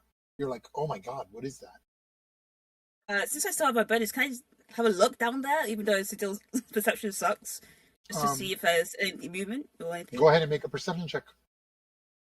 Might as well make it. 12. Other than the unpleasant odor of ammonia, you see that the tunnel is recently dug from the top down. All right. Not down up. So it's not something's not burrowing up. Something is burrowing down. Yeah. That's it. With your roll, unfortunately. All right. That's all she wrote. Okay. Give it. All right. I want to go ahead and take a disengage action. Okay. And then take some movement here. Is that something you do as a bonus action, or are you going to do it as an action? I'm going to disengage as an action. Okay. Let me put your token out there because I think you're going to move out.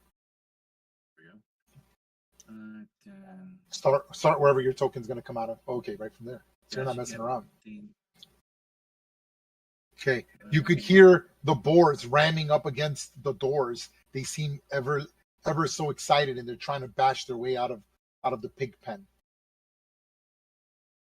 Okay. And it's a very flimsy wooden door. Okay, cool. And can I get there?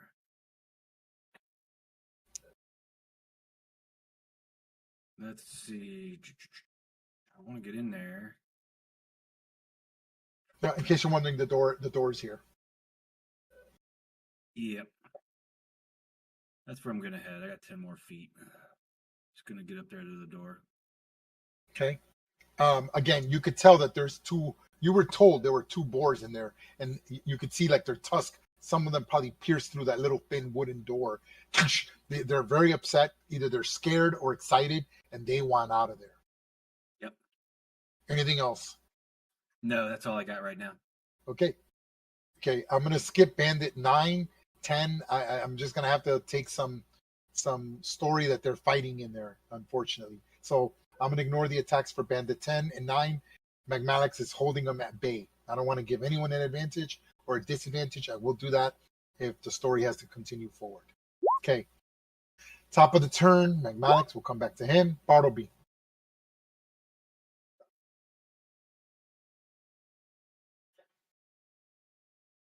Yeah. A nice attack. Yep.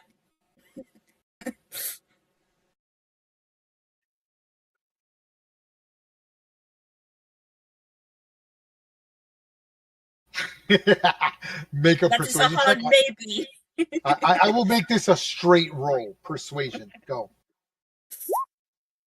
Oh. Okay. I will give him the frightened condition. I'm being generous, but I think it's cool. I think it makes sense. It's fun role playing. So he like looks at you and he looks at Zadil and he's frightened. But you know, that's what happens. He's still holding his sword. He's still there. He doesn't say anything because the mask is covering. You see the fear in his eyes, though.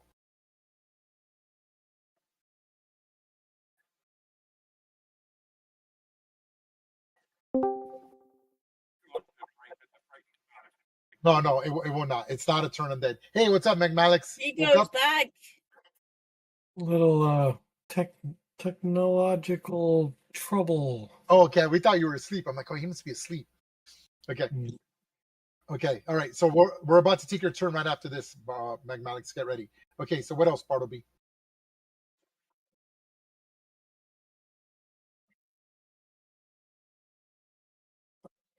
Okay. I'm gonna be fair here.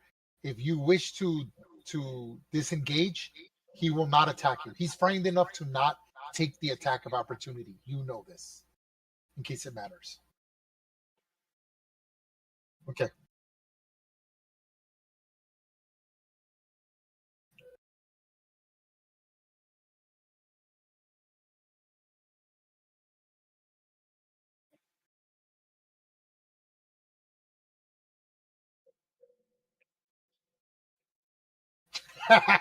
Make your attack. Thanks, Bartz. Yep. No, it's Starry Wisp. no, he's got Starry Wisp, not advantage, unfortunately. No, the ones with the fairy fire have little purple dots on them. Oh, I will put it on there for you right now. Boom. Anything else?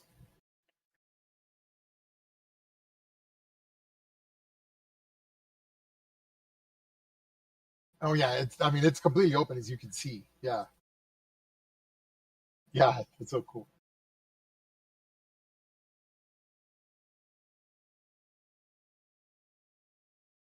Okay. I mean, you don't have to. This is there's no arc of vision here. Yeah, yeah. For intended purposes. Okay, Magmalic, let's take your turn. I'm gonna push back the realm of time. Give me 1 second. We'll skip Bartleby. Go ahead, Magmalix. So you're there, and you got these two guys slashing at you. One of them hit you for 6 damage. So take 6 damage off your token, please. Your character. It's your turn. They're both attacking you with scimitars. So the last I knew, I was talking with 6. I was talking with something that spoke Draconic. Yes. Okay, so here's what happened. So you went up to the door, you went up to the thing, noticed it was locked, and then the barn door opened, and these 2 bandits came rushing out and attacked you and are trying to flank you. And they're attacking you with scimitar. One of them attacked you on his turn, and you took 6 damage. Well, they're terrible. I rolled a natural 20. No, Yeah. that's fine. I thought there was lizards in there. Okay. No. They came out of here. Yeah. If you notice, there's no door there anymore. Yeah. Okay. They slid open the barnyard door. It's like a sliding door that goes left. Let's go with Bandit 9 because it's a lower number. Okay. And I'm going to step to the side just in case. If you step to the side, I will get an attack of opportunity. Yeah, I shouldn't do that. I should step down here. Okay. And yeah, so yeah, I'm gonna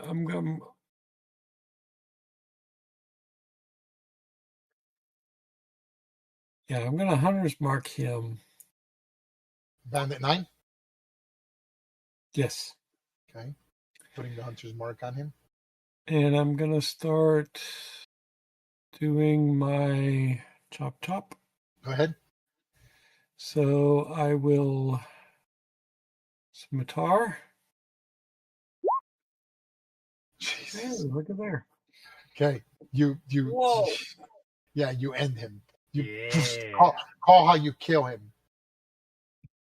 Well, I wasn't expecting to, but apparently I chopped him in half. Out of just pure instinct, right? Yeah. So like he comes to surround you. They didn't appreciate getting hit by a natural 20. It hurt. And you just instinctively not wanting to kill him. You're like, oh, they got to be tougher than that. They're poorly trained bandits. And you cut him. And you don't cut him in half, but like you basically disembowel him. He's looking at his guts. He screams, dies from the sheer pain and blood loss, sliding against the wall in the bar.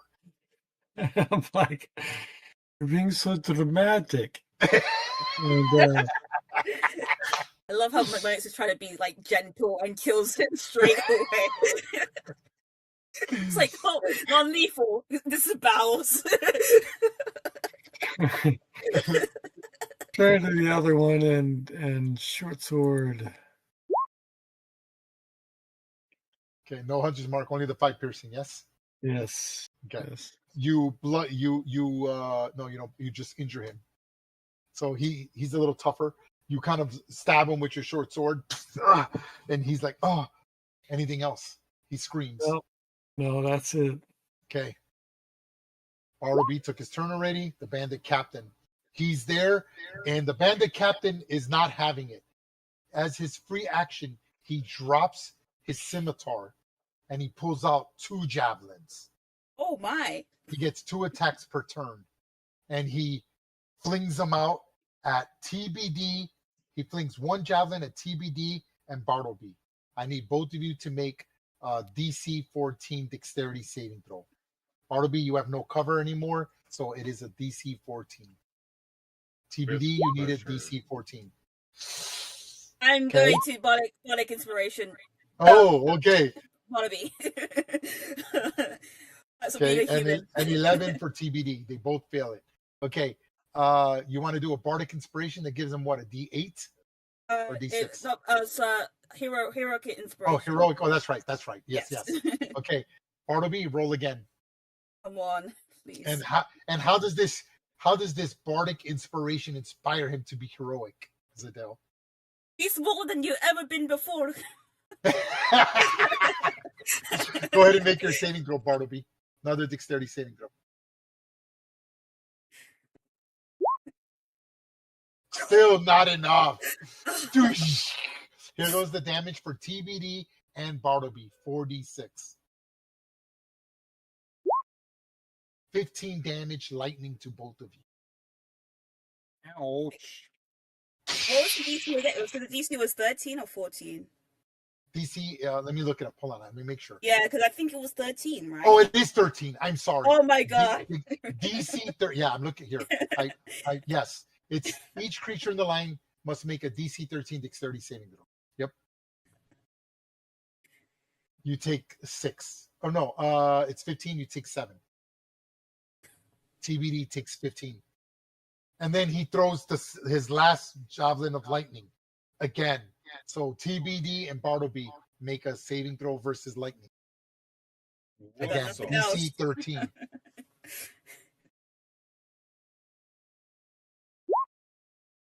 I got that one. Oh, look at that! Nice. Both of you made it. Baby. So both of you take half damage. It's half damage of this roll. Another 7. So Oh, so both you of you didn't take roll 7 for that. damage. Put it in down. Oh wow. TVD's barely DVD's up. hurting. Yep. And My then badger. Oh, my beautiful and my badger. badger. Oh, my beautiful badger. Save my elephant. And he will stay by he will stay there. He thinks that's a good spot. I think that's a good spot for him. He'll stay there. So he's used his last 3 magical uncommon items because he's afraid. He's like, oh man, I'm gonna get killed. F this. I'm getting killed. They're not getting the magical item, and I'm wasting it on them. Right? That ends his turn. Cadillac. You're just seeing bolts of lightning destroying the building and everything there. That corner building just completely goes out. And you could hear TBD just like in horrible Yowling pain. in pain. Yeah. Okay. Oh, So the at child that- on his turn. I didn't speak for the child. The child is actually brave enough that he runs and he dashes here. Go. That's where he is. It's quick. He It's moves like 60 running. feet. Moves 60 feet. And the parlor Damn. is where? Or the pantry? Is that where he's Yeah, headed? that's where he's at. Yeah. Hold on, I'm gonna name him so you guys Okay. can make sure you can see his name. Hold on. See, and I'm gonna put his name Rudolph It's Christoph. or Christoph. I'm sorry. Why is Rudolph in my head? Fucking Christmas. There we go, Christoph. But a K. You will see it now on the token. There we go. Okay. Cadillac, what else are you doing? It's your turn. Cadillac is going to drop her hand crossbow and have it be caught by the ever so handy strap that one so graciously reminded one could have. Thank you, Ray. Uh-huh. And flip this bandit up here to the north, the bird. And then with that same hand, reach up and flip over with an acrobatics check to avoid any like rough terrain penalties or anything like that through the window. Yes. Okay, so that is a DC 10. Relatively simple to do that. Boom. Okay, so it's normal movement for you. With flourish. And With then fluid movement, you leap through the window. And then she will go 5, 10, 15, end up there, and say, I've already lost you once in the past 24 hours. Not going to lose you again right now. And she will cast a Cure Wound spell on TBD. Ooh, look at that. Okay. And boom. For 8, Okay. get 2d8 plus 4. Ooh, okay. Great. Hey, it's better than nothing. I know you. Oh, yeah. Too. That sucks, but okay. And so silvery light gathers in Cadillac's hand, and she grabs a big handful of fur and sends that light shooting into her beloved TBD, and TBD will then turn to the bandit captain and attack the bandit captain. And you said that he is, what's his status right now? Deathstorm? No, he's bloodied. Bloodied. That's many more hit points than I was hoping. Yeah. TBD will just go for a slashy slash. Slash. Okay. Boom. Ooh, TDD. Yeah. Avenge of the TDD. Ooh, She's okay. so fabulous. So 10 damage. Ooh, good hit. Okay. The again, furious because you just got electrocuted. That critically injures my bandit captain. Oh, he's on. Critically injures him. That means he's below 25% of his total hit points. As he just screams, like the claws just get him right in the chest. He's pinned up against the wall. He sees you coming about, and he's desperate. And he dropped so one that of was his my- two. He dropped one of his 2 scimitars. Okay.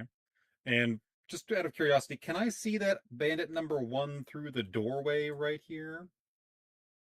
Yes, I believe you Is that should. a straight Yeah, you shot? should. Yeah, I Okay, can with see. my I can interact see. action, I can could see. I can close see that what your door? token says. Yeah, you want to close it?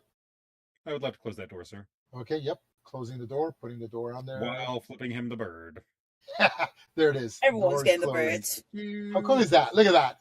Immersion. Love Anything else, Cadillac? That You is suck. all, my friend. Okay. Bandit 1 spends his action removing the bolts, so he's no longer Yeah, grappled. he does. You're like, yeah, he does. Okay. And then he will run out down here. 2, 5, 30. Yo. And he sees what's going on here, and he's got fairy fire on him, and he's like, oh, which reminds me, Bartleby, you need to roll 2 concentration checks for the fairy Yeah. fire. I forgot. So I'll make you just do 1. So Bartleby, make 1 concentration check. Just 1.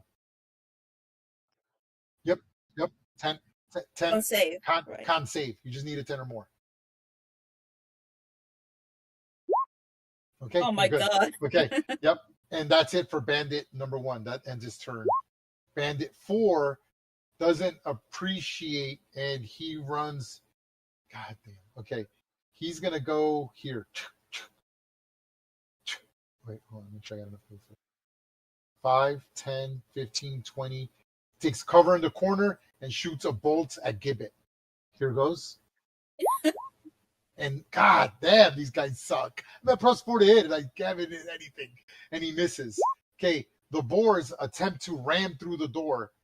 They need a DC 14.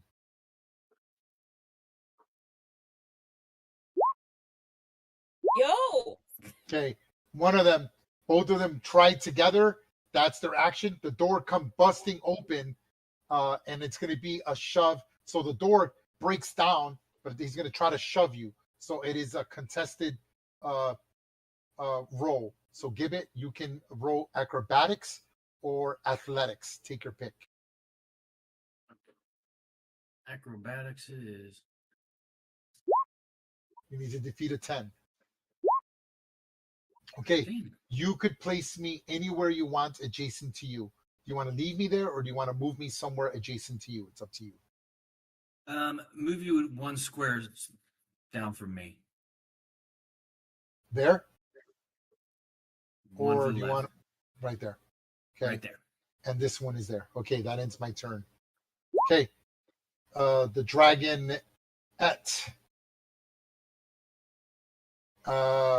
he is in there, and he's speaking in Draconic, bashing on the pantry door, ending his turn.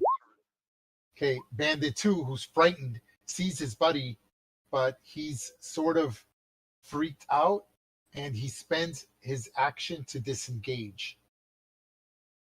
Where you going? So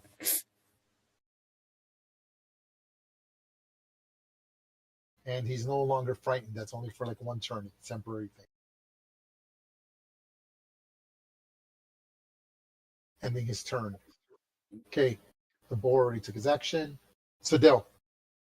So our objective is like leave like none of them to escape as well, right? Does he look like he's trying to escape? It just looks like he's trying to get away from Bartleby. He's still holding his crossbow, looking back. He was frightened of him. He thought he was a better swordsman than him. It's one thing to take pot shots from a distance and fighting someone in melee, right? I am going to go over this wall very ungracefully. You know, she's not dexterous at all. So 10 feet. Yeah. I'm going to push you over. Up. Yep. Boom. 10 feet. See Bandit 1. Smiles. I'm going to try and hit Bandit 1 with the quarter staff. Yep. You have advantage because he has fairy fire on him. Nice. Oh, that's the wrong. I did that the wrong thing. I meant to do Shillelagh. It's okay. It's okay. Yeah. There we go. So 22 to hit.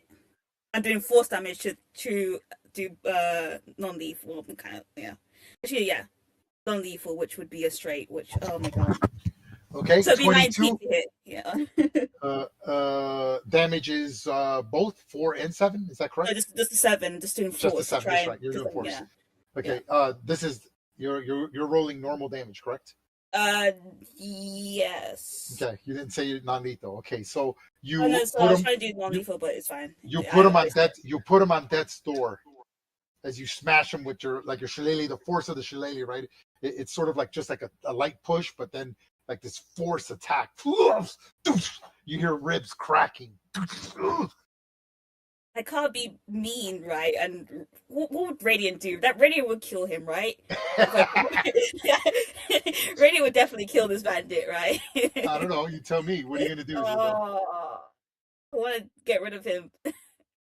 How much do we have alive? Like 2? That's enough. I'll put a divine smite on that. That door means he has 5 hit points or less. Yeah, sure. Let me Radiant divine smite him.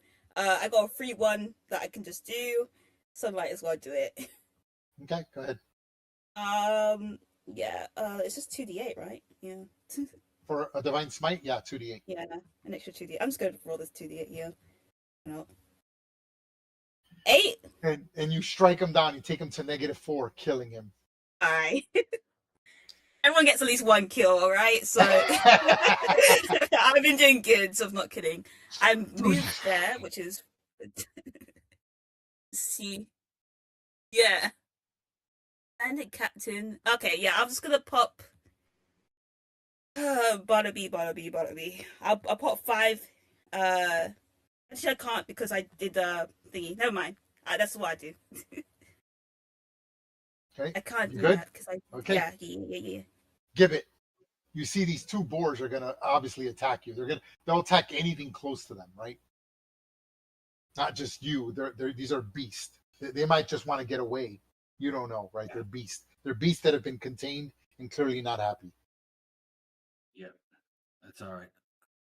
I'm gonna cast Speak with Animals. Okay. What do you want to speak? What do you want to say to them? Obviously, That's our boy.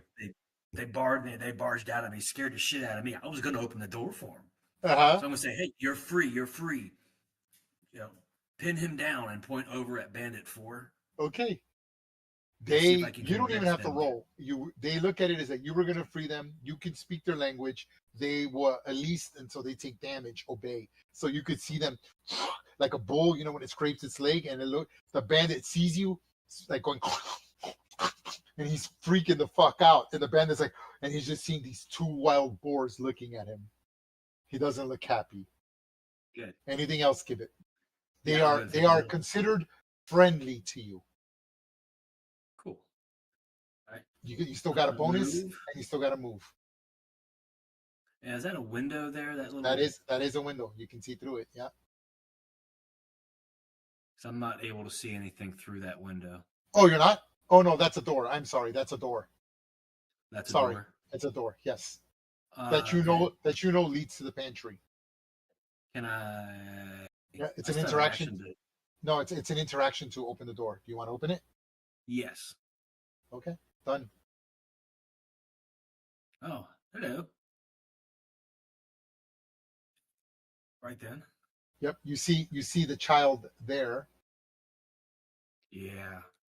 I'm just gonna See? announce myself. Hey, we're here to get. He gets quite scared. He sees you, and he sees that you're roughly about the same height as him, and he's like, oh, he goes, I have to get August. He's trapped in that door, behind this door in the pantry. I'm not leaving without August. Oh, okay, I see the door then. Okay, we'll get him. We'll get him. You still have move. I still do have to move on it. Aha. You see a big old battle taking place over there. I'm like, oh, you guys, okay, you guys are working that. I'm gonna get this door open. So yeah, that's what I'm gonna do. Okay. Yeah, you see the door is jammed. Unfortunately, you need an action, and you can't do. So you can see that the door is like jammed shut. Like they didn't have a lock or anything. They just kind of jammed the door locked. And you're like, it just requires brute force to get it open. Not very difficult. It's a flimsy door. I can tell you that it's a DC 12 to kick open that door or damage, whichever you like. Anything else? No, that's all right now. Okay. The dragonet just kind of like jumps through the window.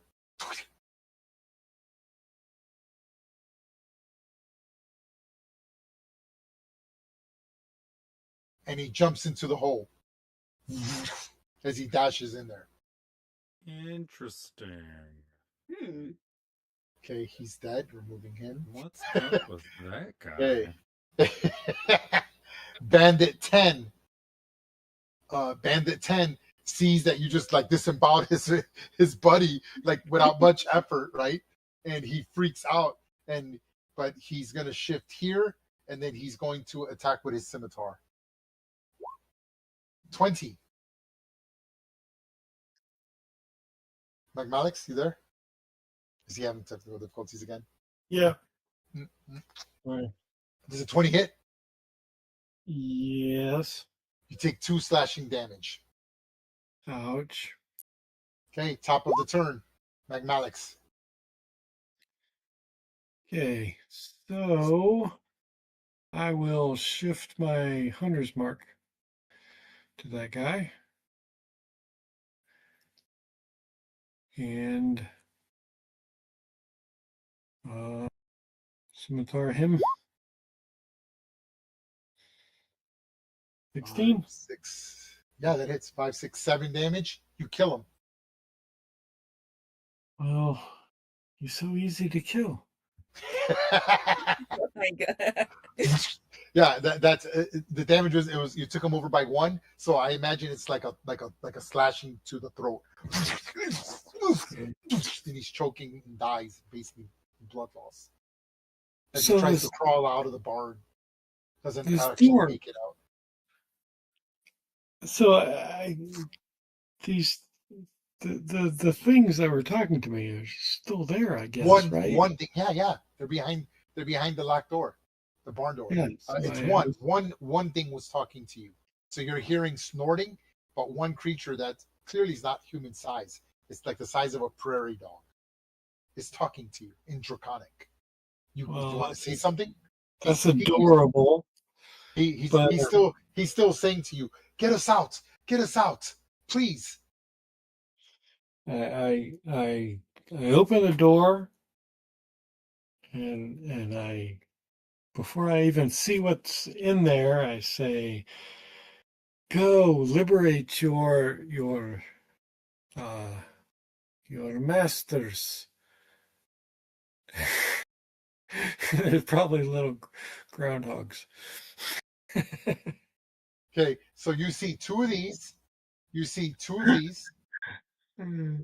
Okay, and you see again one of the other one, which is this one. I'll put his picture up again. And again, they're small, so they're the size of like again a prairie dog, which is still pretty big, right? A little smaller than I was hoping for, but okay, hold on. Okay. Oh, shit! God damn, what am I doing? Okay, here it is. Paste. Boom. So now let me see the size of the other ones. I think the other ones are small as well. Let me make sure. They are small. So they're probably the size of like a salamander, right? A little bit like the size of an iguana, I would imagine. Small. It's not tiny. They're small. You see the other, the one that looks like an iguana that's not bipedal, right? And you see that I need you to make a nature check with advantage because you're Draconic.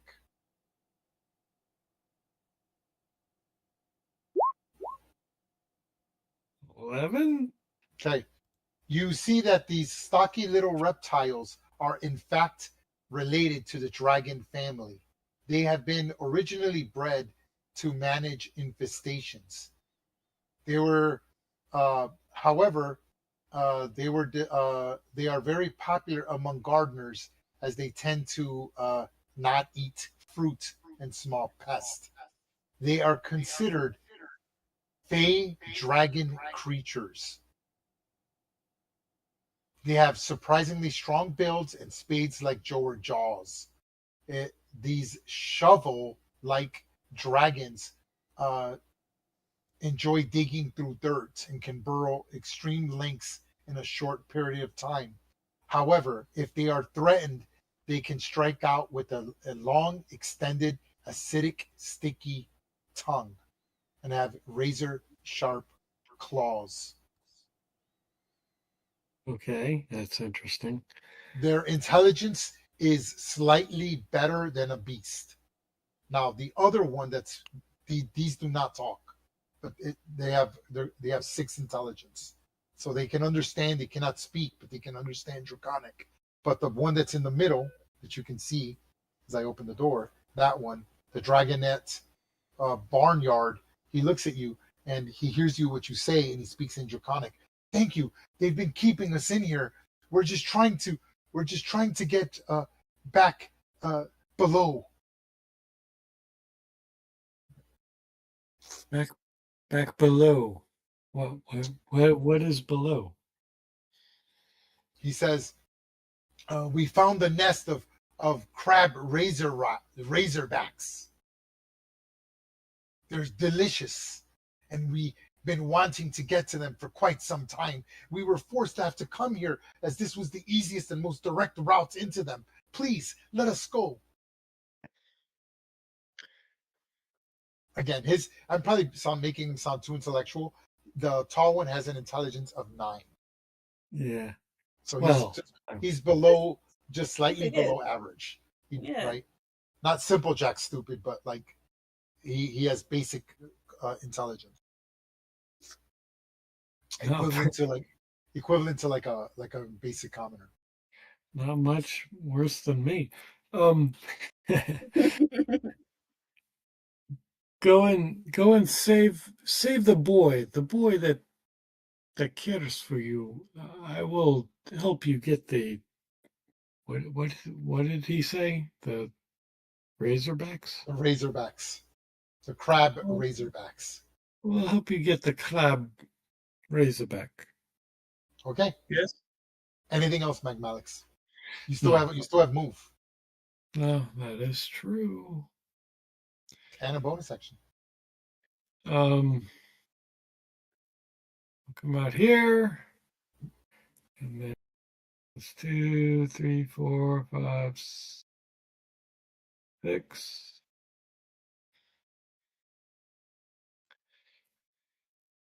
And I don't think I have an attack with my bonus actions.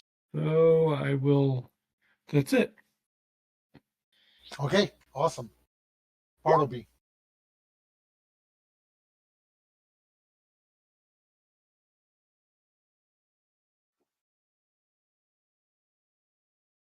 I'll protect you. I'll protect you, little one.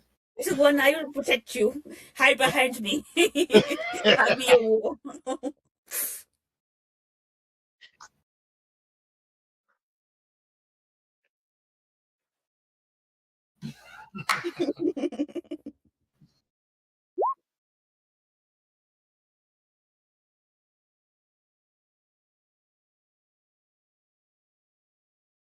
I think it is. And make sure it's not a D8. It might be a D8. Okay. I'll put the little negative symbol as a reminder of that. In fact, I can put a number on that, I believe. Okay. Yep, I can put a number in there. So that's a reminder for us that he gets a minus 1d6 on there on his token. Anything else?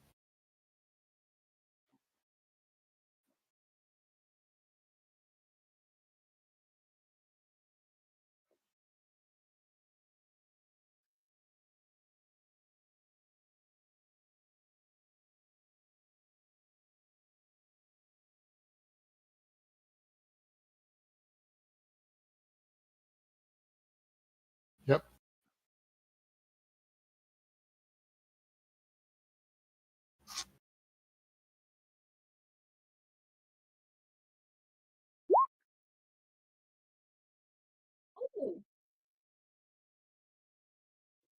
Your arrow flies through, strikes him.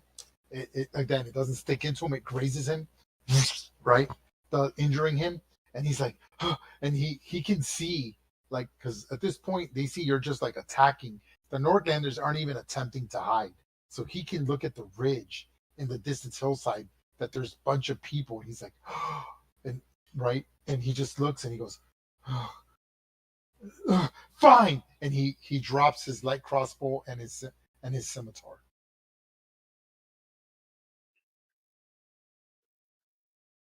Nice. I will put the frightened. I'll put the restrained symbol on him to show that he is.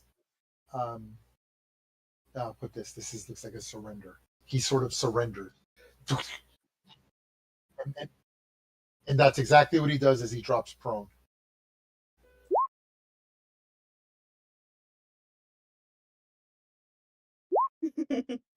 What else do you want to do?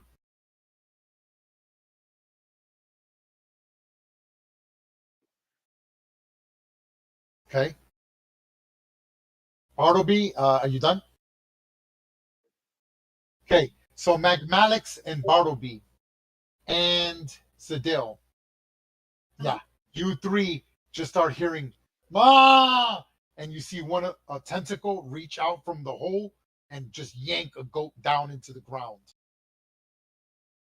And then another one. Whang! You're like, what the fuck?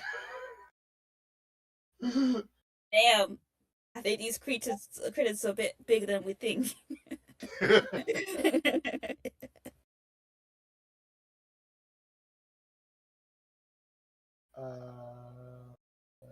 I'll use this. Cool. Let's see. Yeah, I'll use this. Just as a reminder of what we're looking at. Okay. So you're just like, holy shit, right? It's like I think of the goat in Jurassic Park. Remember that poor little goat when the T-Rex sort of like just yanked them out? You're like, yeah, and the goats are freaking out, and they're at the end of the initiative, they'll take their turn. Okay, the bandit captain. The bandit captain is there, and what he does is he will disengage. 5, 10, 15, 20, 25, 30. Bartleby! No! Ending his turn. Cadillac. You see him running out the door in a panic. Yep. So TBD, Cadillac is going to use half of her movement to hop up on the back of TBD. Got it. Which is the mountain rule. Yep. And then together they shall go 5, 10, 15, 20. Cadillac with TBD. That's so awesome. That looks so cool in my head. And Cadillac would like to use the help or assist action for TBD's attack to grant her advantage, which would cancel out the disadvantage for attacking for non-lethal. Okay, go ahead. Okay, great. Yeah. Glad I got that out. That's a thing. Boom. Boys. Yeah. 7. Okay. And then she did move 5, 10, 15, 20, so she gets an extra 3. Ooh, okay. That puts him on death's door.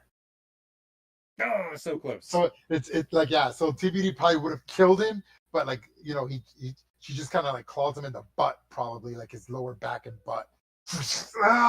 And he like actually she comes in with her shoulder and just rams him that's even better. into the wall next to Bartleby.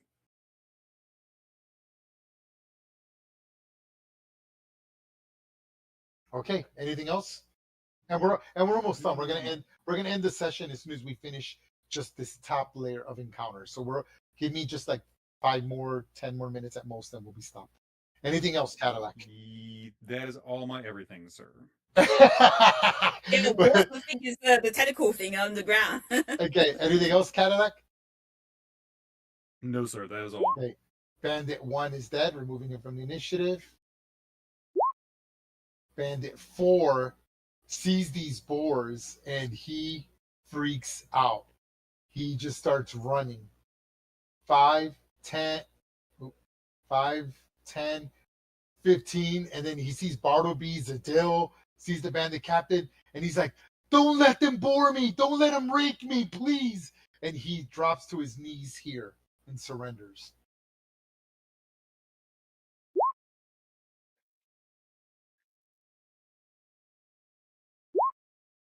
Okay.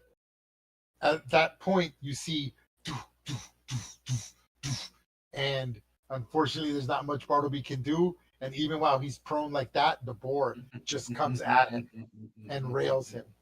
Here goes. That's funny. He gets relentless and charge, and he tusk. Here goes.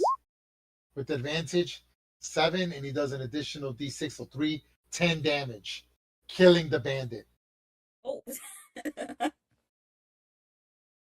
So you just see his tusk, like he's like, "Don't let him get me," and he's like about to reach for Bartleby, like, "Help me!" And just as he's reaching out, this boar, as quickly as you saw him, he almost frightened you as he's coming, just basically gores him right through his like at his back and just like runs him over, and you're like, "Oh man," killing him. And then the other boar.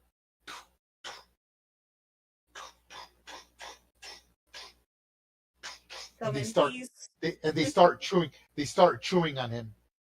Oh damn! Well, way to go. Okay. You hear it. You hear rough comment, Gibbet. In rough comment, you hear, Christoph, I'm okay. I'm okay, Christoph. I told you to leave.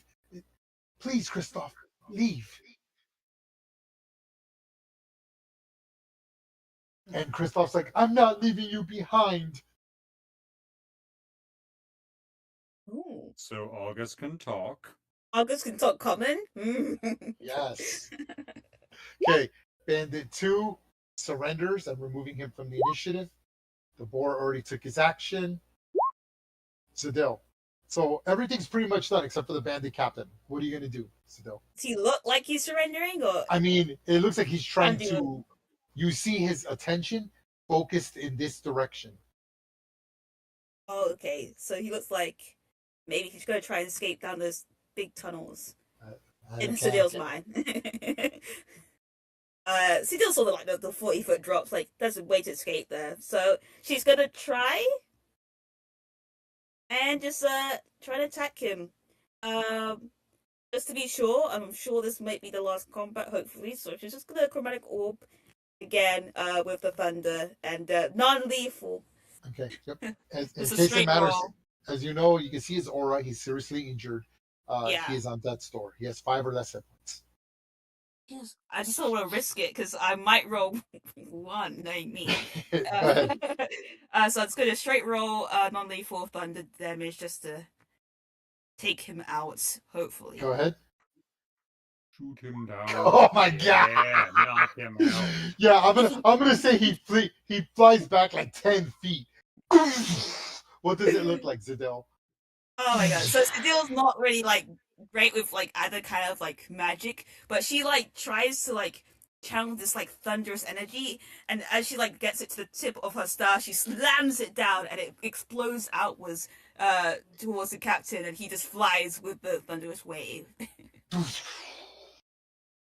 And we will end the encounter here. We'll go a little further, just so there's no more initiative. Okay. What do you guys do? Feel free to push. I'm gonna. Oh, I can't open the whole map because I have 2 maps attached, so I can't open the whole map. Okay.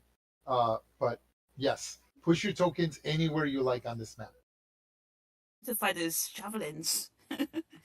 You want to gather all the unconscious people, leave them. You want to put them outside in the building? I was going to try to find the javelins. I think I want to move them away from the holes. You want to by the well, around the well, maybe? I think it's like away from the tentacles. I mean, I was I was hoping to lead an army of dog-sized lizard, This is but apparently they were These are my more like minions. guinea pigs and not impressive at all. But I want to go check on that kid. What the heck is talking Okay, common? okay, I'm gonna put Christoph in here with Gibbet. So Gibbet, you're here, and you. We're just gonna say that because again, the door's just jammed. So I'm assuming Gibbet, you're gonna open the door. Yes, unjam the Yeah. door. Yeah, I'm gonna Okay. get that open. Okay. Stand by. Let me change his name because his name's not changed on here.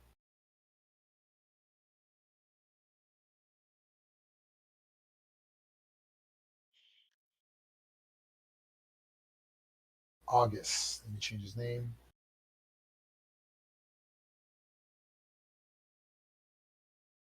There it is. You should now see his name change.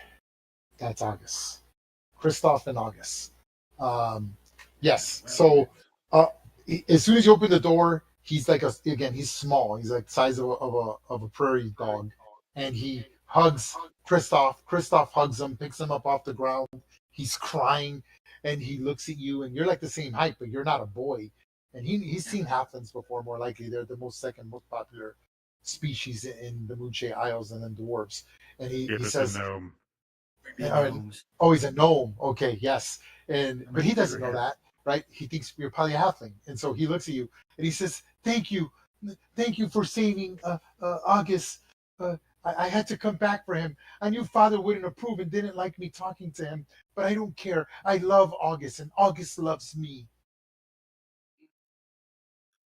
Okay, that's great. Hey, follow me. Let's get out of here. Okay. And I'll put him Yeah, on here okay. as well. yeah, it's Okay. And put you out here, I guess. Okay. What are you guys going to do now out here? I think this is a great place to stop. We will not do any interrogation, anything like that here. This is where we will stop. At this point, the Northlanders and all the people that are sort of watching, some of them push in. So they'll like some of the Northlanders like come in, but you see at among this short amount of time, ma, ma, and all the goats got yanked down to the bottom. Oh, I couldn't save the goats. Oh, it's so sad. Poor goats. And then you just see the tentacles don't stay out. The tentacle, you're assuming it's a tentacle. I just put the tentacle for effect, but something is grabbing them and yanking them down one at a time. So it's not like you saw tentacles coming out. It's that sudden. You hear the goat yelping and then it's gone and it gets yanked through the hole. So you're not even sure what pulled it in. Yeah, that's how big the hole are. You see how the holes are? Yeah. Okay, so let's stop here.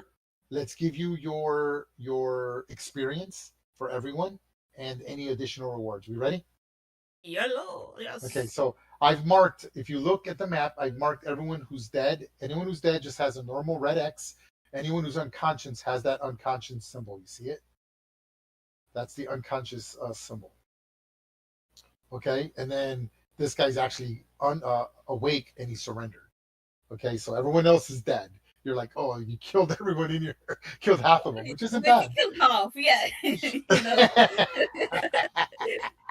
Honestly, Okay, I think it's Sadil who spared, like, it's like Sadil who spared the rest, isn't it? So, guys. Okay, so each bandit, which you defeated all of them, is worth 50 experience per bandit. There were, I believe, 10 bandit. 10? 4, 5, 6, 7. Hold on, I might have miscounted.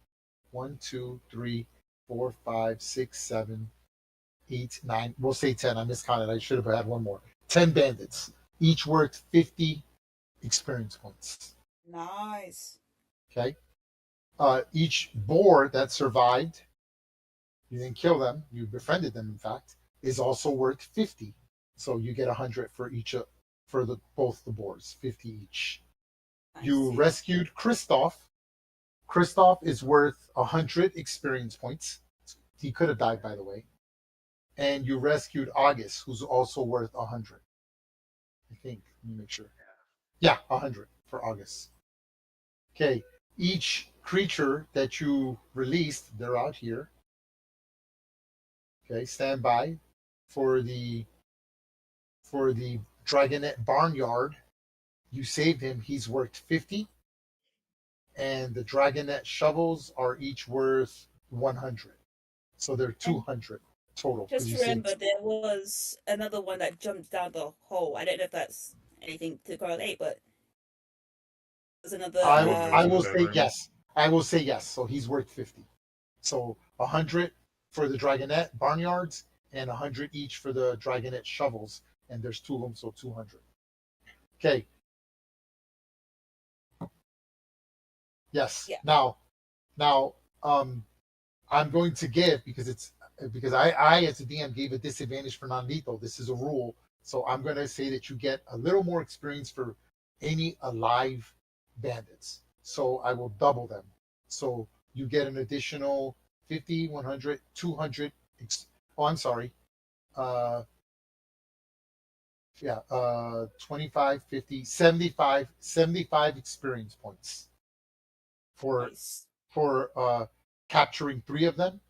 The bandit captain is worth 450 experience points, but you did capture him, so it's half of that, so he's worth 700 experience points. Nice.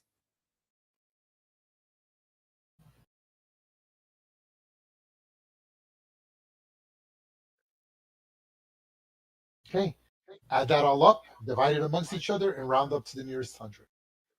So that's 1,875, and we're gonna divide that by 5, so 400 each. It's not bad. Rounded to.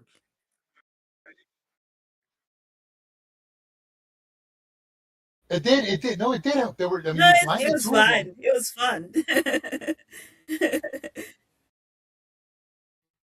Yeah, I was just trying to draw them out a little bit, so it wasn't like all.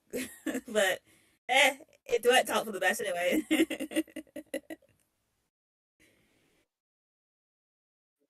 Yeah, 400 each. Yep.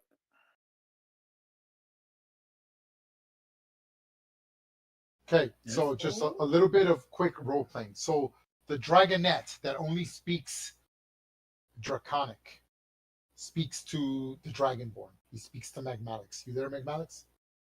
Yes. Okay. He says you're free. I don't know if you want him to do that, but he says I have to. He goes, we wish to have more of the Razorbacks. Many of us came a long journey to eat them. They are vicious creatures, but they're a delicacy for us, and we would like to go get them. Will you allow us? Now, again, I'm going to just throw this out here. Stand by, because this will be something that will have to be done as tension in the game. Stand by. We're about to see what it's going to be. Hold on.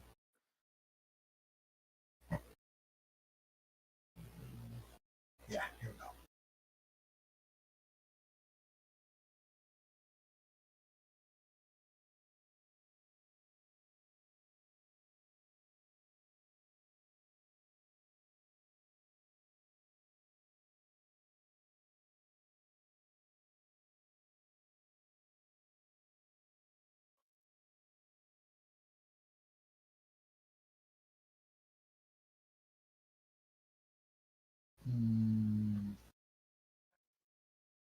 Not too Jesus bad. Christ, I'm losing my mind here. Hold on.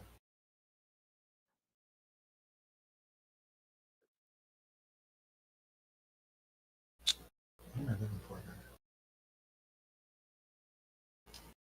here? No. Yeah, that's it. Okay.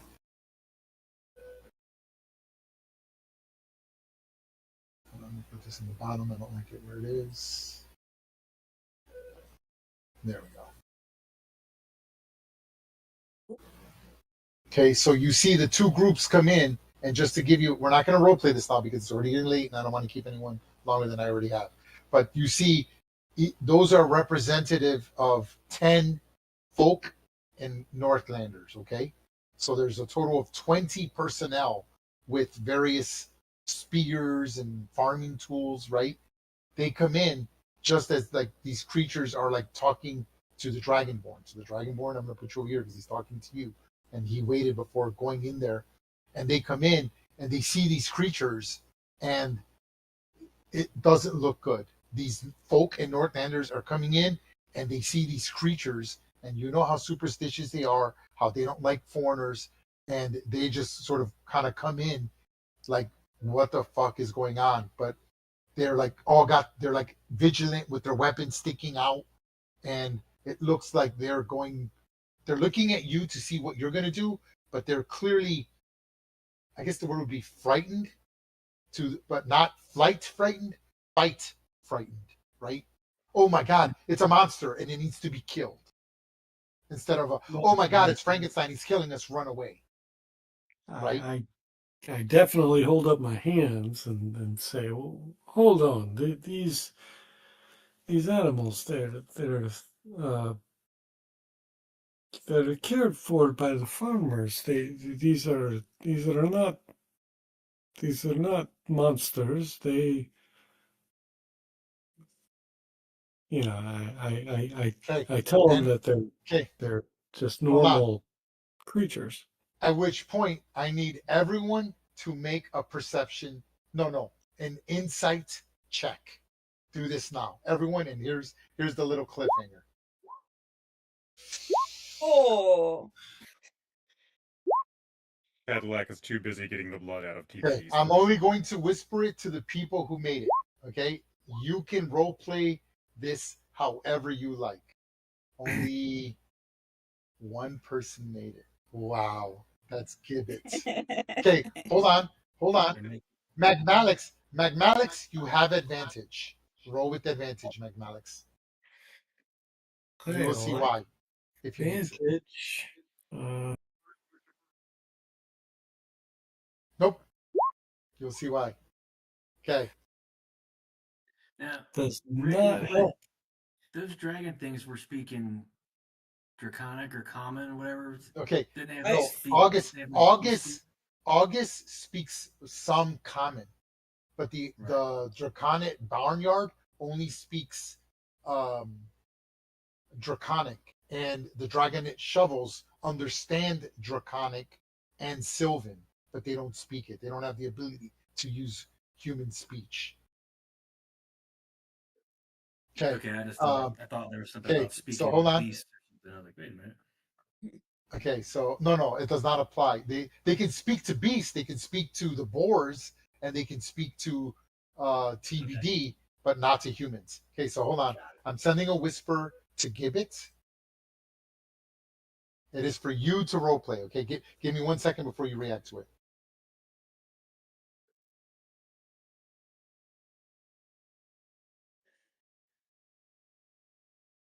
This is going to be good. Please put your pitchforks away. These adorable creatures. They mean no harm. They're good.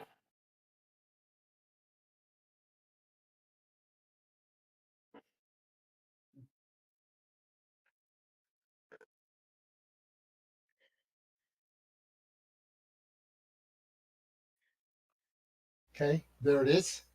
That is to Gibbet. Okay. Okay, and Magmalix, I'm sending you a whisper as well. Digest it. Wash it around in your mouth. Let it breathe. Okay. Let it breathe. Okay, and then we'll end with the reaction if they in fact have a reaction. Magmalix, Gibbet, you read it. I'm giving you a few seconds to absorb it. What is your reaction when you see these villagers and everyone? And now again, Christoph and Gibbet, August told you that, because Christoph said, my dad didn't believe that August was smart. So clearly August was pretending to just be sort of like a lizard, but clearly he was learning common. He's intelligent and he likes the boy, and so he's learning common. Clearly he's learned the common language. So nobody knows that these guys are intelligent. They've been playing stupid on the farm, probably because of the crabs that are beneath the farm. Okay, so remember that. That's very important. What is your reaction, Mags? Gibbet, what is your reaction, if any at all? Okay. I missed your little soliloquy there because my computer locked up. But anyway, I noticed with my insight what I saw. I am gonna basically reach behind.